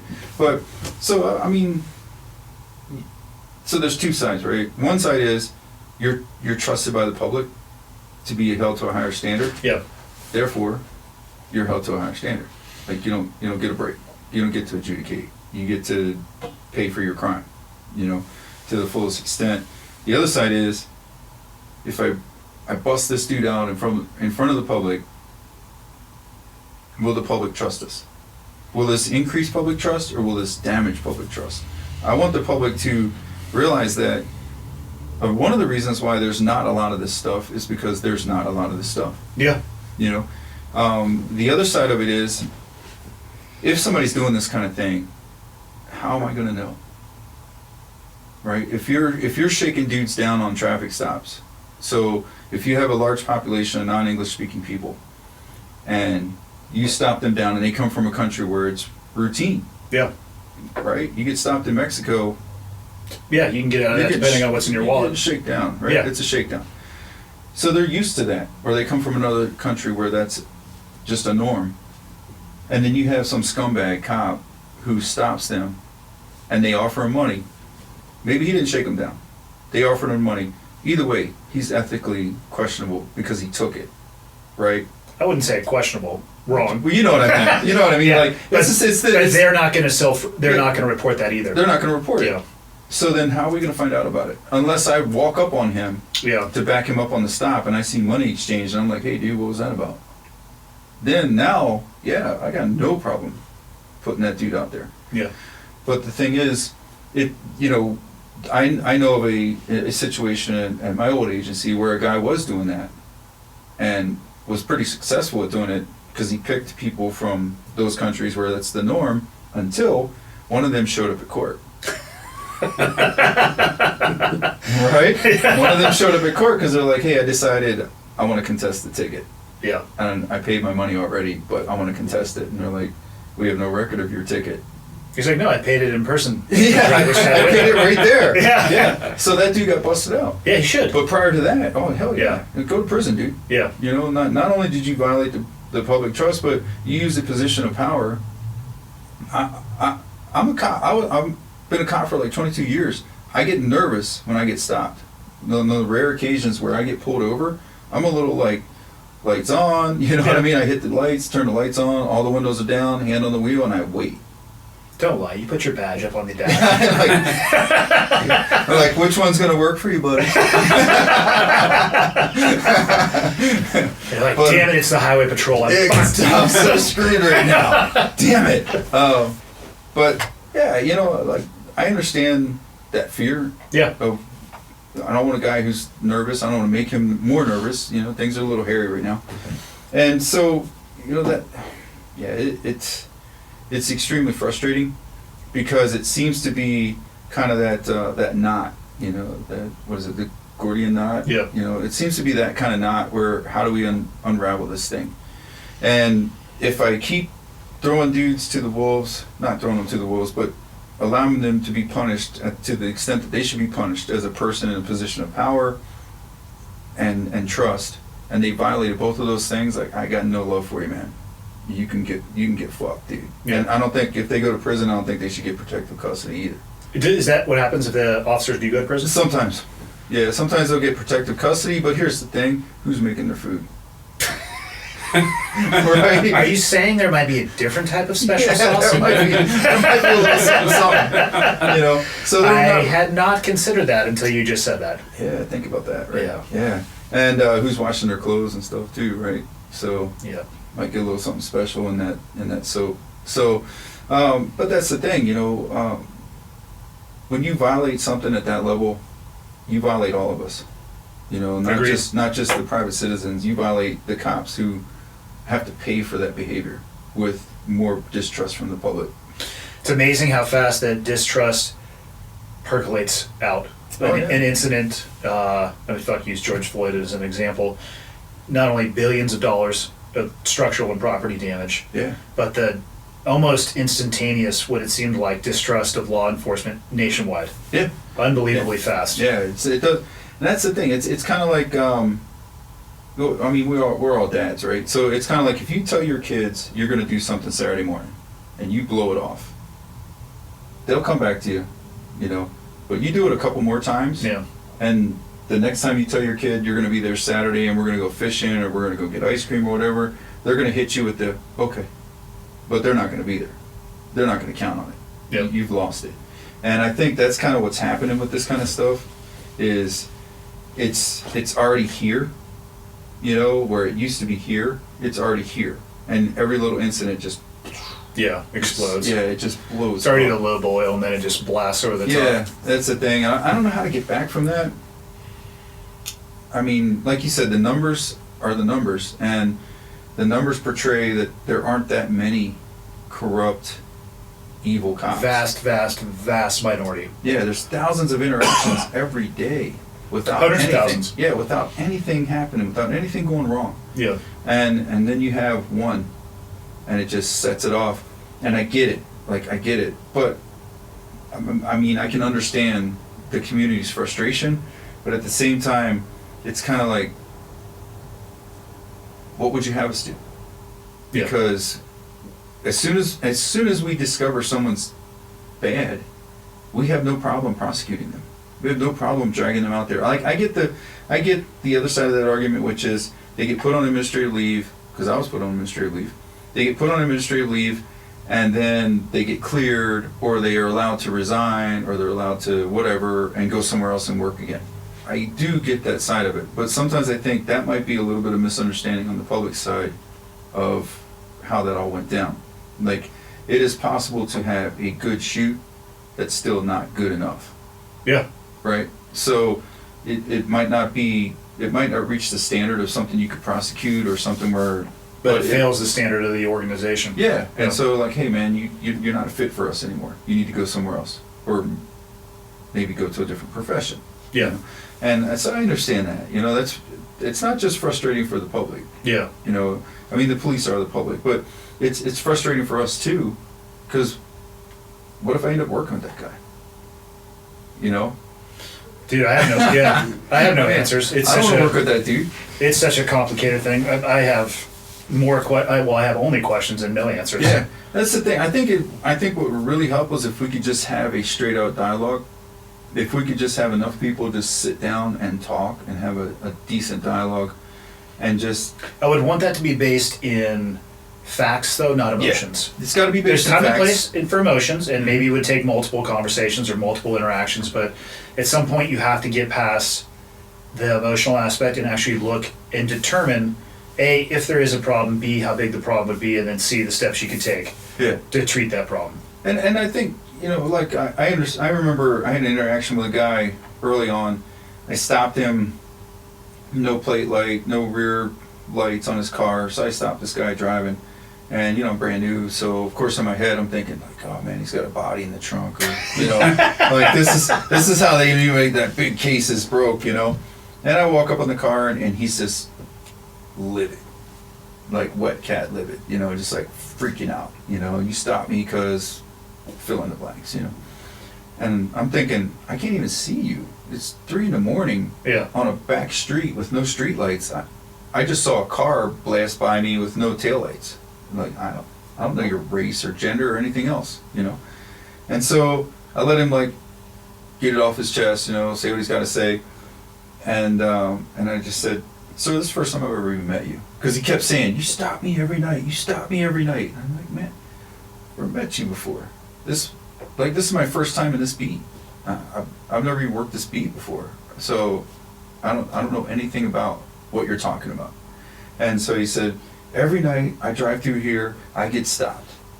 And I said, well, if you fix the lights, you wouldn't get stopped. He goes, I don't have the time and I don't have the money. I'm just working right now. And as soon as I get the money, I'll get it fixed. And I said, okay, well, you got to understand, I'm not the one stopping you every night. And he goes, it's the police, and you're the police. Yeah. Badge is a badge. Right? And so I think some of that could be alleviated if I work that beat every night and I know that car, right? Like after about the first time I stop him or the second time I stop him, I'm probably not going to stop him again. Because I know the dude. Like I know the situation, like we're good. Like he is actually a working man, lives in the beat I'm working in.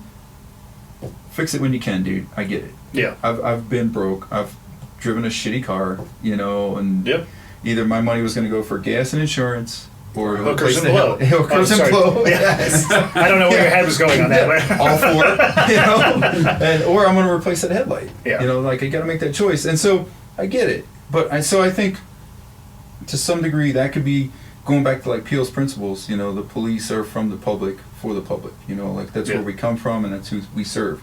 And so I think if there was more of that kind of community-oriented type police work happening where you're in the same beat all the time, who's who in the zoo, like I can see that car, I know exactly what house that car belongs to, that kind of stuff would go away. Yeah. For sure. I don't know that happens everywhere. I know what you're saying, and I think that's kind of been one of the benefits being in a small town in Montana. Yeah. Just to see the difference, being in Southern California where it's, everyone's anonymous and you're not going to run into the same person twice. And here I feel like there's a lot more of that where there's, a little bit more working with you, not against you sort of mentality. Yeah. More of a personal touch, perhaps? Yeah, it goes a long way for sure. Yeah, definitely. Yeah. And that was the thing, with Peel's principles and that kind of stuff where, even though it was London, 1800s, it's still valid today. Like you can't police someone you're separate from because we only police with their cooperation. Like we only police with their permission, literally. Yep. Because, right? Like the second the neighborhood decides they don't want you in there, you can be the best military in the world. And if that neighborhood decides they're going to turn on you, you're going to have problems. That's when it's time for Judge Dredd. Judge Dredd, yeah, exactly. That's when it's time for armor and artillery. and we're in the United States policing civilians. You can't call in air, armor, and artillery to solve this problem. So how do we do it then? Fortunately, they don't know how awesome that is, so they don't know what they're missing Exactly. Exactly. But I live in that neighborhood. 2,000-pound JDAM through that window. Yeah, exactly. Give me about 2 minutes because I need to run about half of a mile. Yeah. But the problem is I live in the neighborhood, so I don't want to. But the thing is, it's just that's the kind of thing that I think we have to reach at a national consensus. We have to reach a point where everybody realizes, community policing isn't just handing out ice cream. You know, community policing is actually knowing everybody in your Community. beat, like knowing these people, talking to them. Part of that would defunding the police is actually gonna hurt that effort. Yeah. Because defunding the police means less police. So if we're already running at 1 cop per 1,000, you know, private citizens, if we're running at a 1 to 1,000 ratio, it's kind of hard to meet everybody I need to meet. It's kind of hard to know everybody I need to know on top of handling call volume. A worse ratio, and I would say if they're going to defund the training, a less capable officer. Yeah, right. So what are you going to get for an officer? You know, it's frustrating on that end. I think if anything, they need to increase the number of guys on the street so that they have that ability to, you know, fortunately, we were encouraged to walk into businesses. They call them premise checks. You know, just call out on the radio, hey man, I'm going to be in this place on a premise check. Like if I would probably get in trouble because I'm like, I'm going to be out in SBG, Montana on a premise check. For 2 hours. For 2 hours, Yeah, I think a cop did that today, actually, the SBG. Yeah. I think that particular officer might have been lost. He used to train, but he had forgotten, I think, where the door was. But that's the thing. Like, you got to do your premise checks and, you know, stop in and talk to people. And while you're in there, talk to people that are coming in and out. You know, like, how hard is it?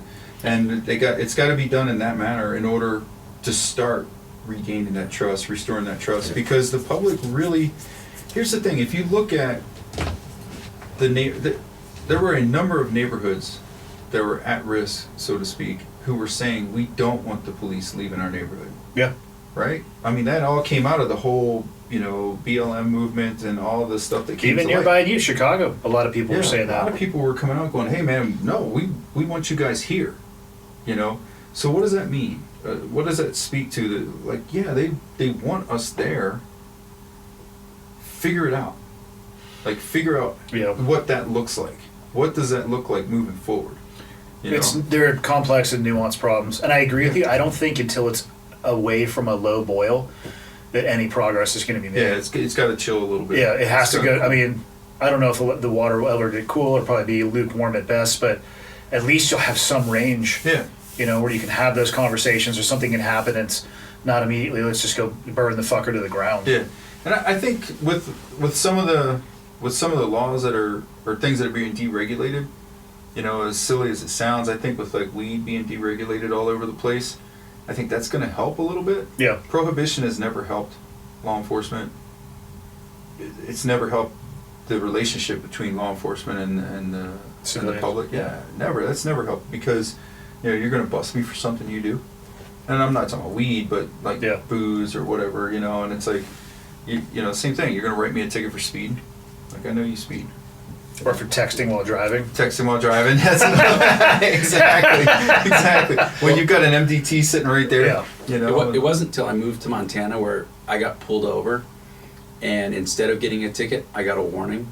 Yeah. And honestly, getting a ticket makes you nothing but angry. Yeah. And getting a warning, you're like, oh, that cop was really cool. Yeah. And you're more likely to slow down when you get a warning than you are. I mean, you got a ticket, you're just kind of mad. Yeah. One of my instructors at the police academy used to say that every cop should get a ticket 2 weeks before Christmas, just mailed to you. You know, not to, just mailed, and you just you know, no real reason, just mailed to you, $75 or whatever the fine is, and you got to pay it. You know, so that you understand what that's like to have that frustration and that anger of, you got to be kidding me, you know. And I think things like that, and not only that, but I think little things too. Right? Like we joked around about guys jaywalking and stuff.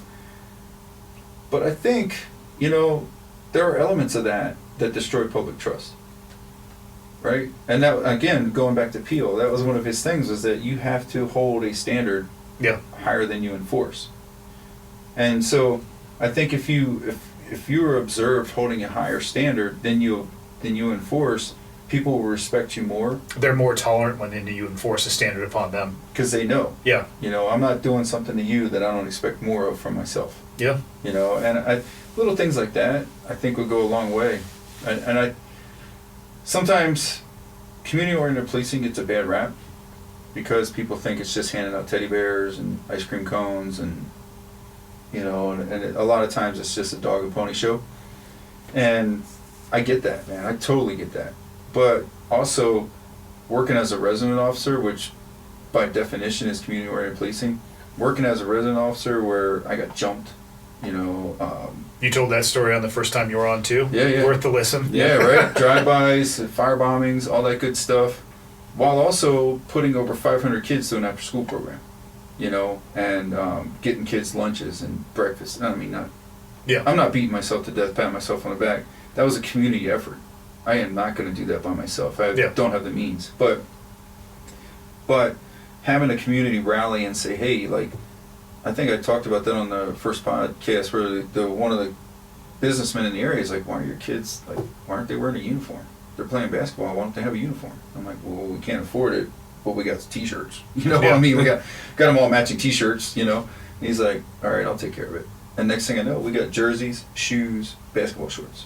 And we got those cool little carts that you put the basketballs in, like pros have. Yep. Man, my kids were, like, gone. Like, I mean, you know what I mean? They were just like, they thought they were the Bulls, you know? But that's the thing, like, that's also part of it.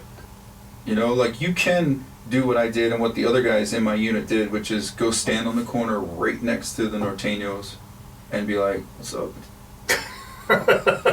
And then when they walk across the street, because they're trying to do business and not have you stand there, be like, yo, what? You're a pedestrian in the roadway. $75. I'm going to need to see your ID that you just refused to give me. And now I know you got warrants. Yeah. So you got to go. And they call a wagon over and arrest like 6 of them. And of course they're going to fight because they got to represent, you know. Yeah, but you're 260. Yeah, exactly. With incredible strength and cardio. Yeah, exactly. And then I end up arresting all 12 of them.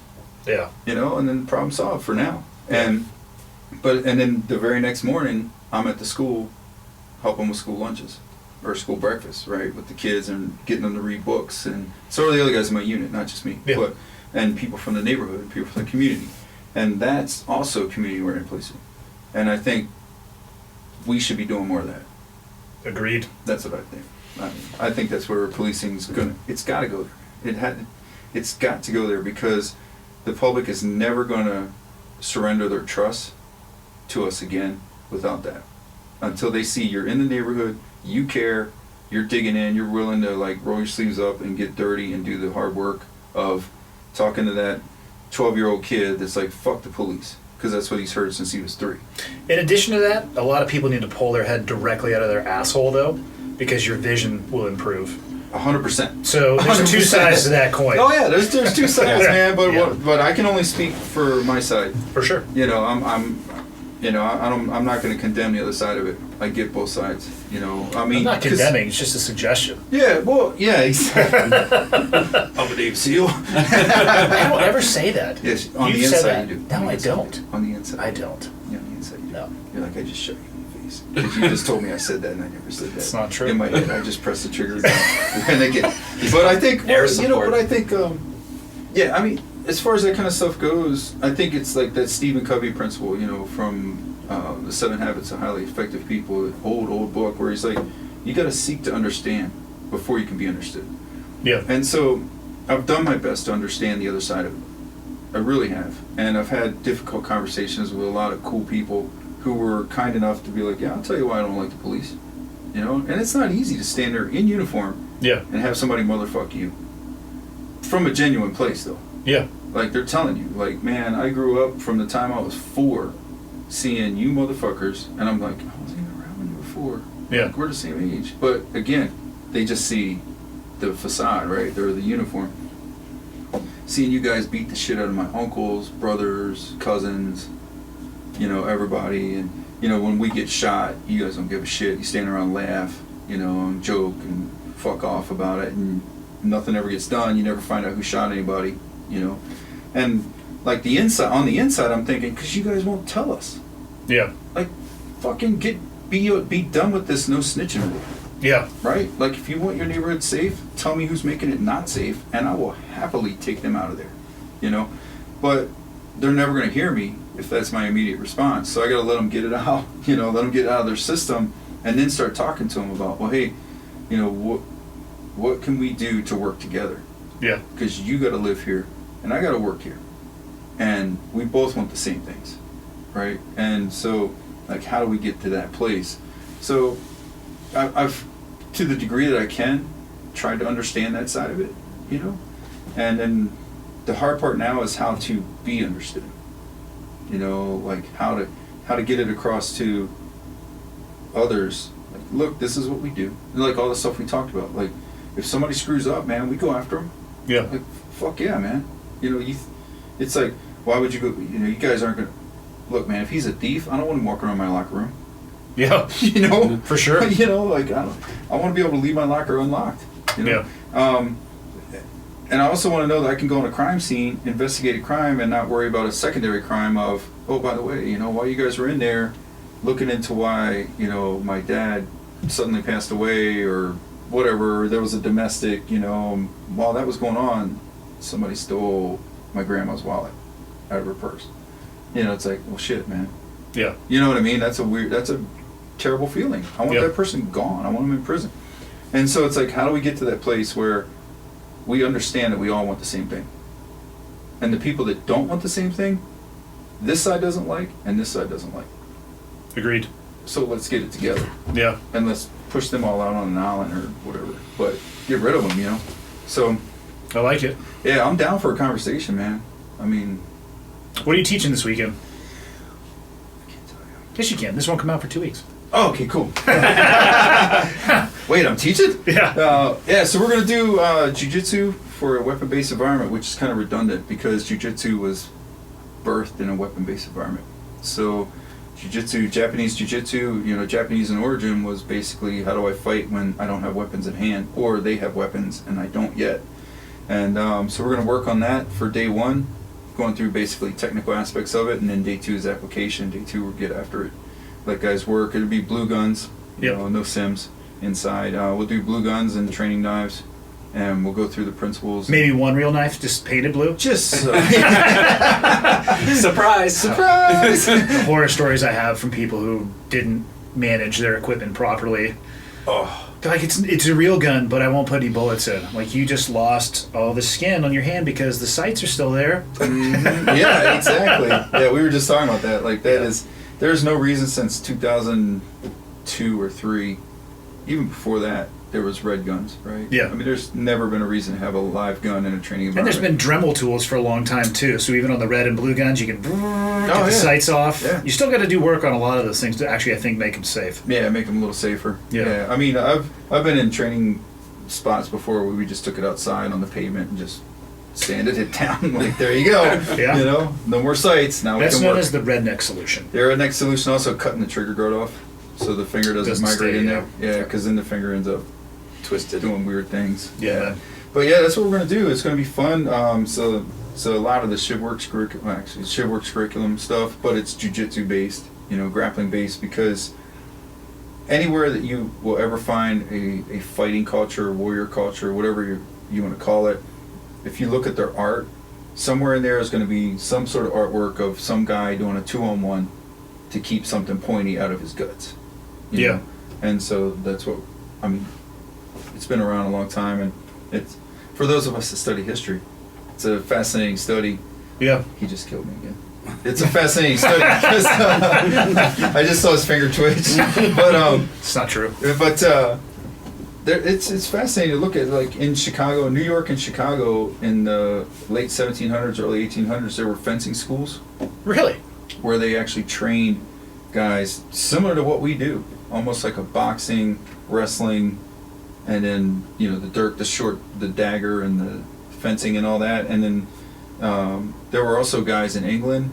There was one guy in England. There was a famous sword fighter in Spain who had adapted dueling pistols to fire wax rounds so that they could practice, like, The first sim rounds. yeah, basically, yeah, for real. Yeah. Like, stand there steadfast and look down the barrel of a gun and press off your trigger, you know, in dueling fashion, and not flinch. And get used to getting hit. Right? For sure. Yeah, and so... Well, first turn sideways. way sideways. Yeah. All twisted up. For sure. But it's cool when you look at it from that perspective. Like, we're not doing anything new. Yeah. We're just part of a long line of fighters, you know, a traditional fighting history that we are stepping into and inheriting, and like, let's carry it on, man. Let's get after it. Let's keep doing it. Oh yeah. Trav, how do you like integrating shooting? I was telling Paul over lunch today, like, I resist. It's I'm become a thing. 46 years old. You and were resistant because Mike was chipping away at you to get your CCW. He's been chipping away at me for a long time. I've never been anti-gun. Like, Yeah. I've never, I'm like Paul. I tend to consider myself more of a libertarian. Never been against it. Never felt like I personally needed a gun. Didn't want them in the house with the kids, all that kind of stuff. And then Mike finally broke me down, and now I'm freaking addicted. It's like it's the next phase of jiu-jitsu for me at this point. Yeah, that's all it is. It's an extension of our fighting, right? Why not? Why would you not want something that can extend your range? Right. Or I take it back, help you manage distance. Mm-hmm. Like, I love jiu-jitsu. Right. What I disagree with people on is when they say it's like this magic wand or it's this magic tool. Yeah. Like, no, because I can think of plenty of situations like, I don't know, a 2-on-1, a 3-on-1, a 4-on-1, where I don't care what color. Equalizer. I don't care what color belt you are. Yeah. You're gonna get owned. Yeah. A cold cock to the side of the head. You know what I mean? Like, there's a lot of things.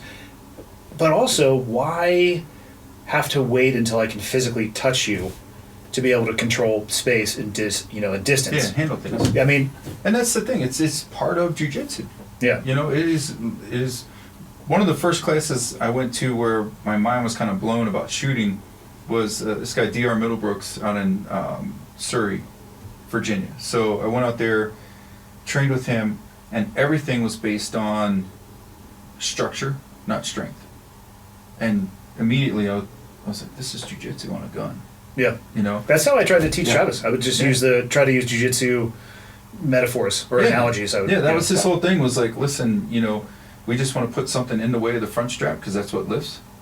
And we're going to use structure to do that and keep the front strap from lifting, and we're going to put something in front of the back strap so it can't, move. And we're just going to lock it down. And then when it's a rifle, same thing. And I know what part wants to pulse or move, and shut down the bolt. The bolt's going to cycle, so I just need to control this and build this structure around it. And I remember that was like 2000. Yeah, it was 2000. I went back in 2001 and became an instructor and stuff. And I came back to the police department. I was doing some stuff on the range and immediately had improved. And the carryover from everything else, it just all of a sudden clicked for me. Yeah. Like, this is just jiu-jitsu. That's all this is an extension of my jiu-jitsu. And so for people listening, maybe, because I think I went at it backwards, whereas I started with jiu-jitsu and then went to guns. I think most people go gun first, and then we're lucky if we get them into jiu-jitsu. Well, they make the same mistake that I think jiu-jitsu people do. Correct. They're like, possession of gun. Magic Harry bullet. Potter Yeah. wand. And I'm awesome, but I also carry my magazine in my back pocket. Right. No round in the chamber, no mag in the gun, but I got a gun, so I'm good. I'm good. Or That'll come I up carry it tomorrow. in my backpack. It's no big deal. I can get to Right, it. Or I it's get to it. it's in my purse somewhere. Yeah. This isn't a carry purse. It's just it's in there with my shit. In there. With Yeah, some so gum and some other stuff powder on it. Yeah, I mean, I It'll guess come up that's the tomorrow. thing is I think it's equally backwards from both perspectives. Yeah. And And it can be viewed as the end-all be-all solution, I think, from both parties if you don't have a cross exposure to it. Yeah. Why wouldn't you want to be as adaptable as possible? Yeah. Like, be able to just solve any problem that comes your way. Yeah. That's what I've never understood when people resist that multidisciplinary style of training. Is why wouldn't you want to know medical? Why wouldn't you want to know driving? Why wouldn't you want to know how to shoot, how to handle a knife, how to use OC? Why wouldn't you want to know everything there is to know about being as capable as possible? That baffles me when people think, oh, I've got a gun, I'm good. Like, I'll go back to, if they pull their head out of their ass, their vision will improve. yeah. If people who do that, I feel like they're making an actual effort to willingly ignore the realities of some things that are going on around them, and I don't understand the reasoning in doing that. I mean, take the world as it is and play the battlefield as it is, not what you want it to be. Yeah, I think it's just easier. Yeah, I think it's easier. I was going to say, I think there's a little bit of laziness, and honestly, part of my avoidance of learning to shoot and owning a gun and having concealed carry and all that was the responsibility. And I knew that it was going to require me to make an effort Yeah. and do more work, and it has. Yeah. But man, I mean, I'm so glad that I have. I mean, It changes your perspective on safety as Yes. well. And here's the thing: I'm not advocating people go buy guns. Go buy guns if you want, and don't buy guns Right. if you don't want to. But if you are trained, current, and competent, and you carry, it changes the way that you view the world, or your safety in your house, or your safety in your car. Also, it makes you more. I think it makes you more chill. I Yeah. think Mas Ayub is famous for saying, the second you start carrying a gun, you give up the right to flip people off in traffic, because you can't be getting into altercations. You can't be just because there's a gun present. For sure, there's one gun present. He should go onto YouTube and watch the videos of people pulling guns on each other on the freeway.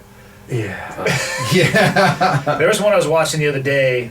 I'm going to say it was probably from Florida, just because of all the 50 states. That's obviously the most fucked up It's one. gonna be Florida. It's gonna be Florida, man. And guy was driving a truck, another dude was behind him, and he was playing the dickhead game of not letting the man pass. So he would get in front, and then he would get in front, and get in front, and then they ended up pulling up in front.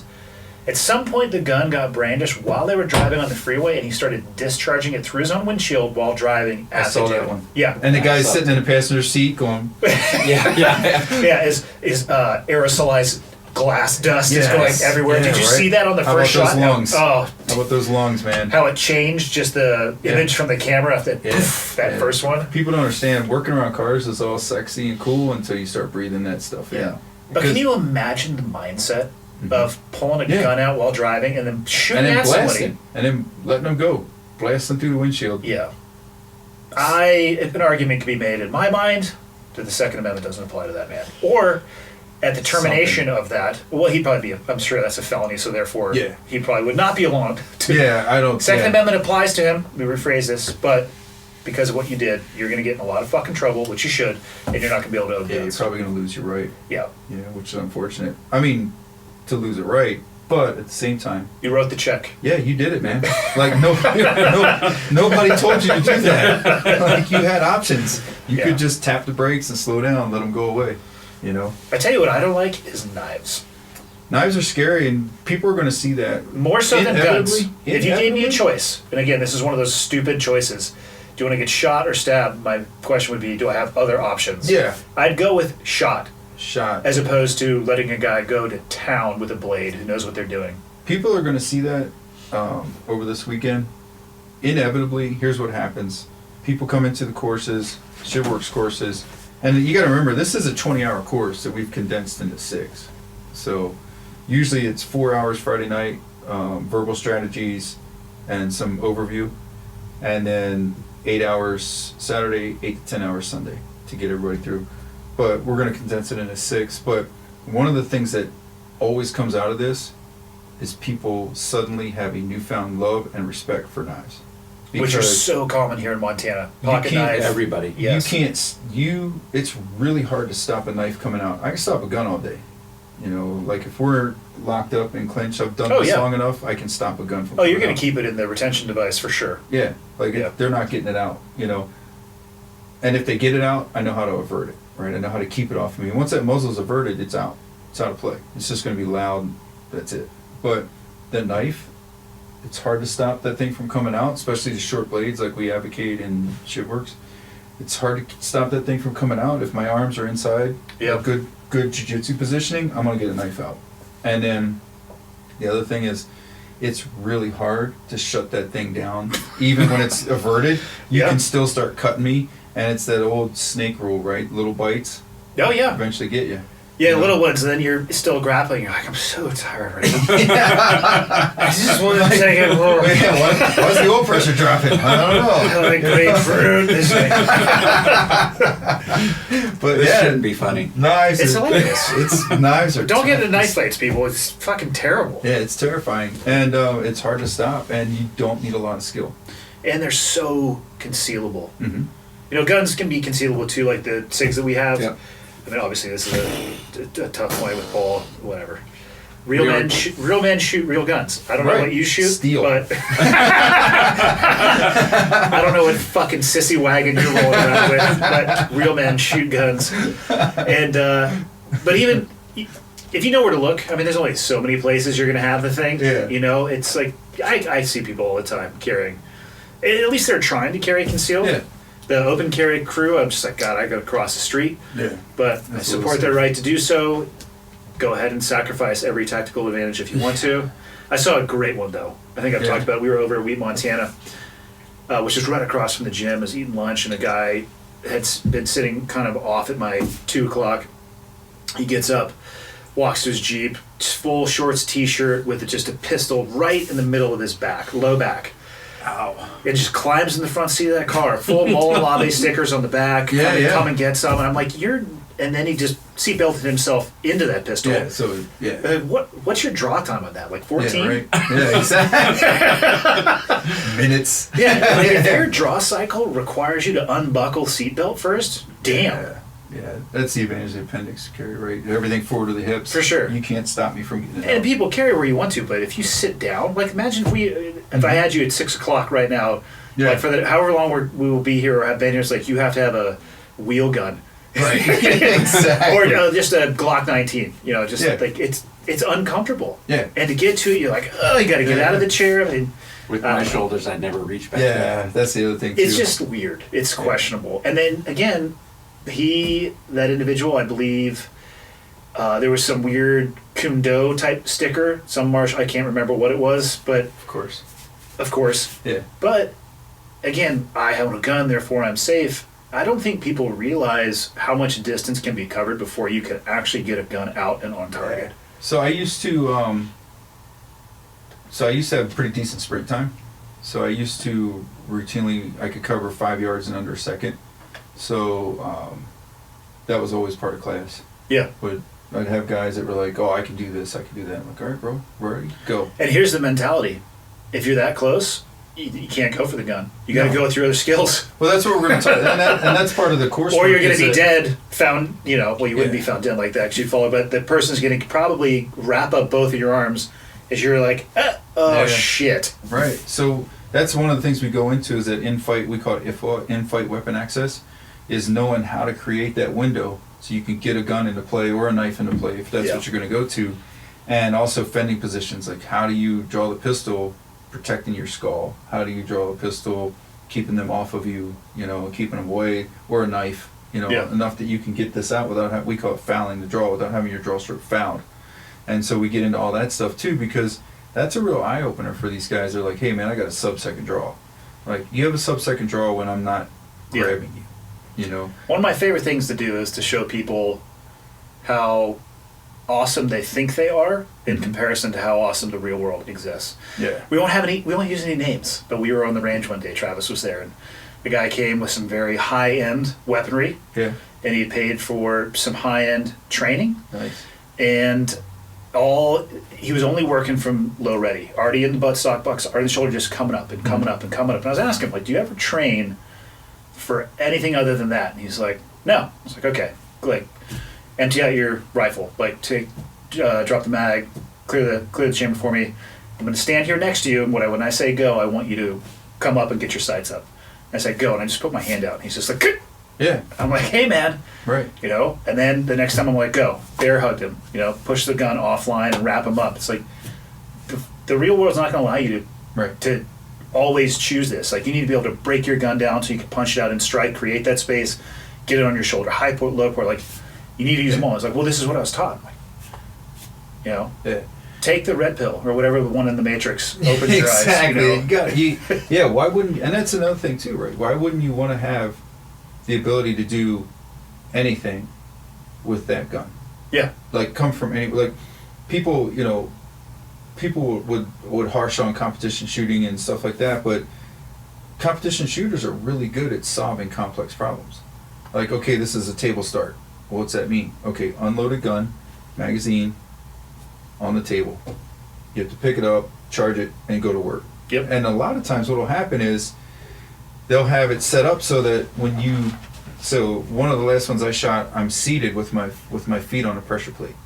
Really? Yeah, it was cool. So it's a table start. So in order to stand, I have to take my feet off the pressure plate, which means the target is going to show for a second, and then the other one's coming up. Oh, and nice. now it's a no shoot. So that's going to be 2 mics on that target, which will probably put you out of that stage. Yep. So it was a challenge to, like, hey, grab my blaster, charge it, and make 2 good hits before that no-shoot comes up, and then move off on the rest of the targets that are now also moving. Why not just stand up with one foot on the pressure plate? I don't understand the problem here. And just slowly insert magazine, check your natural point of aim a few times, boom, boom, like, what's up, bitches? And then look at the course designer and be like, what? Yeah. What? Do better. Yeah. But your course sucks. yeah, right. But that's the kind of stuff, that they, or you have your, your 1 reload 1 drills, 2 reload 2, and things like that, where guys are like, well, that's not practical. Most gunfights are whatever, 3 rounds, blah blah blah, whatever statistic they want to cherry pick, and it's like, it's not about that. It's about, I want to be as proficient as possible. The manipulation. I've done probably more drills with Travis with only 1 or 2 rounds in his magazine than anything. It's because you don't trust him. You told me this. No, he's at the point where I trust him now. I don't trust anybody. Now. I don't trust anybody with a gun until they earn the trust on a range, because I've fucking tackled people on ranges before. Yeah. Because they're like, hey, what's up? And you're like, oh my God. And until you get to that point where they can work through malfunctions on their own, recognize when it's not cycling correctly, always keep it in a safe manner, holster, like all that stuff. Like when you get to that point, I'll trust you on the range. Yeah, you know how many cases of beer I've lost to him? Yeah, like, for I'm fortunate. I am fortunate. He pulled out a dead man's gun one time we were out there. Thought he fucking got away with it because he thought I brought my JV game. I just heard it. I was working with somebody else. Yeah, and with the electronic ear pro, you can hear everything. I was just like, case of beer, and you hear him just like, God damn it! As he was over there, slowly, he's just like trying to crease our slide back. That's when you need a Beretta. With a Beretta, man, you can just drop it right in the chamber. Yeah. Yeah, those old Berettas, man. But that's the thing. I'm kind of out of touch with that side of it because I'm fortunate to. The 3-gun side of the house, you mean? No, with like the beginners, the newer guys to guns, because at the site which is the most dangerous time with people on the range. Yeah, when I teach at the site, they have to be vetted, so they have to go through 3 or 4 other courses before they get to mine. Yeah. And then when I teach on the road, it's pretty much the same thing. Which is nice. Yeah, I tell people, like, I need to see, like, some proof that you've trained with XYZ trainers, people that I know, for your beginning courses before I'll let them come into my class. Which should relieve a lot of that safety burden. I've still had a couple. Yeah, I mean, well, then it's weird because they get through that and then they develop a sense of complacency. That's the thing. And then it's AD, ND time, and then you got to re-tighten everything back up, and then... But that first few times on the range, man, it's... Fuck.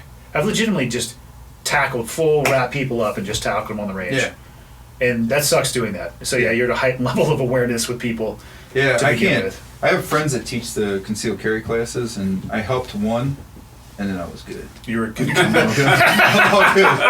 good, man. Yeah. I was like, yeah, cool, man. I'll come out, be part of it, getting new gunners in on this, and being a positive influence. You watch people literally attempting to shoot their dick off.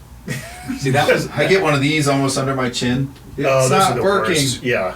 As you're just like, God! Classic 2-on-1 instant. Yeah. I did have a legit AD, though, recently. You did? I did. I had... You personally? Not me. No, not me. I was going to say, that would be a better story. Yeah. No, I've never had that, thank God, so far. Everybody, kind of the rule is, it's not if, it's when. When, yeah. And fortunately, I've never had that happen. But I had a guy, it was Russian ammo, because of ammo shortage, and we were doing carbine, so 1 day of pistol, 1 day of carbine, 1 day of integrated. And on the carbine day, he comes up, and I'm standing there, like, there's 6 guys on the line, I hear click, I look over, I'm waiting to see how he's going to fix it, sports, whatever he's going to do to fix it, and he starts to lower it, and his finger's off, he starts to lower it, and... I wouldn't call that an AD. It's not an ND. It's not an well, he finger was off the trigger, was pointing in a safe direction. He had intended to shoot it, so he pulled the trigger. And then he was getting ready to go into his manipulation phase. Yeah, I would just that was basically just a delayed cook-off. Yeah, that's what it was. Yeah. Delayed cook. But usually people will associate an AD with an error on the shooter, though. So he was... I associate error on the shooter with an ND. I guess negligent discharge, it's not accidental. Yeah, but I would say still in that, I could support that. Still in that, though, I would say neither of those criteria. That was just the fact that it was probably an issue with just the primer. Yeah, it was a hard primer. Yeah, it started happening all day with that. So by your definition, that'd be an AD. Yeah. Yeah. My definition. It can be right for right now. For now. In his mind, though, he's like, so stupid. Do you gentlemen want to get some dinner? Yeah, let's get. I would love dinner. Yeah, let's All get right. some. We were talking about my Closing- diet. Now I'm hungry. Yeah, closing thoughts by Paul Sharp. I think something that we've talked about before. You got to do stuff that scares you. Yeah. You got to build resilience. Good. So you guys could both be in the bite suit on Sunday then. Yeah, I've got more than enough time in the bite suit. Magnitude of order more than you, Travis. That's true. And then sometimes the dogs bite my face, which is what. Which almost happened to me Don't when I trip and got fall. knocked over. Don't fall. And if they start to come at your face, Mine was I was petting one of the dogs. I was like, oozy boo boo, and then stood up and it didn't like that. So it wasn't digging it. yeah. It's like I didn't tell you you could leave. I thought that it was my friend, and then realized it was just a fucking land shark who didn't care. Yeah, that's amazing, right? Yeah. But no, I think that's the thing right now. I've been thinking about it a lot, trying to compile some thoughts on that. Might write something eventually on all that. I think it's where growth comes from. It's the only way. Yeah. Like we only grow when we're in pain. Like pain forces adaptation, and whether it's a difficult conversation or a hard night on the mat. I mean, I made a vow to myself for 2020. Well, kind of got hijacked, but and now 2021. I'm just going to extend it through 2021. That I'm not going to tap anybody out. I'm going to get tapped out, or I might just roll to a draw with everybody. But I am not going to pursue victory or a win in the gym. My goal is to put myself in miserable positions and get out of it. White belt jiu-jitsu, right? Survive and escape. I just want to put myself in terrible places and see if I can get out. And it's probably one of the hardest things I've ever done. Like, you know, Taking all the fun out of jiu-jitsu. yeah, running 24 hours, not eating for 7 days, you know, lifting heavy ass weight, all these crazy things that I've done in my life. This has been the hardest because there's the ego side, which is like, I can't let this dude tap me. You know, like there is no way I'm gonna let this fool sink this from that. But I think we have to continually, if we're gonna grow, we gotta continually seek that pain, whether it's mental, physical, if you want to call it spiritual, I don't know how you define that, but that other piece of you that can't be defined. I think that's how we grow. I will join you on that, but I'm going to go the other way. I am gonna never reap going to tap souls. out and fuck people up on the mat. I'm gonna reap souls non-stop. And never tap. I'm gonna choke this dude so hard I'm gonna see his soul leave his body. Travis, closing thoughts? I'm just excited, man. I'm looking forward to this weekend. Yeah, too. I mean, we got the fights on Saturday. I'm super that's cool. pumped for Paul. And I mean, I'm even more excited now that I'm actually carrying and shooting and stuff. So it's I've enjoyed his courses before, but I think I'll see it with a new set. You'll of have a eyes. new appreciation for it for sure. Yep. So I'm excited about that, and I'm excited about the LEO turnout this time. I feel like we finally have made some inroads. We're cracking the nut a little bit. I think so. Yeah, cracking the code on that stuff. I think the The LEO code is they have to drag their own guys in. They can't, you know what I mean? Somebody else talking about it, they're just a profit in their. Well, you know, I think on their own I island. think the first responder fund. I think that went a long way. I think that was Yeah. kind of like broke through a little bit, and then it just. It's over 20 yeah. people. I was looking Yeah. at the numbers the other day. Over Is it 20. really? Yeah, in the valley, just in the valley. Wow. So yeah, I'm excited about all of it. It's gonna be a great weekend. I see those shirts up there. Yeah, I do too. Yeah, like different places I travel around to teach. I just had a guy in a pistol class walk up wearing one of those shirts. I was like, that's pretty cool. Yeah, Yeah. it's a good cause, Yeah, and it it's helps. cool. And now they're bringing their other people, and then they're bringing their families, and just the community is Yeah. taking the steps towards, I think, preparedness. That and goes safety. all the way back to full circle with the community policing. I mean, that's becoming part of the community now. You Yeah. know, they're out there, you know, rubbing elbows with us, and they're bringing their kids in, and it's pretty cool. Yeah, for sure. And on that note, we should get Paul some cornbread from DeSoto. Yeah, with a lot of honey butter. Mm-hmm. You can eat that, right? That's right. That was yeah. Well, it's served in a place like there's steak nearby. I don't want to offend your sensitive sensibilities. They kill a lot of animals. All right, You gentlemen. realize like bigotry is taught at the dinner table. I can make that argument. Okay. I've actually I can make that argument. We were just talking about cornbred. What the fuck are you talking about? I know, man. But I'm just saying, like, I can go down the moral road if you want to. I don't believe in it, but I can make that Let's go. argument. All right. Thank you again to Duke Cannon for supporting the Cleared Hot podcast. I Truly, personally appreciate it. Duke Cannon holiday gifts. Duke Cannon holiday gift sets like Frothy the Beer Man and the Beard That Stole Christmas are perfect additions to any man's wish list. Visit dukecannon.com and use the promo code HOLIDAYCLEARED, all one word, all uppercase, for 10% off your next order. Free shipping with orders over $30. And a selection of Duke Cannon products are also available at your local Target. That's it, ladies and gentlemen. Have a great week. Catch you all on Friday.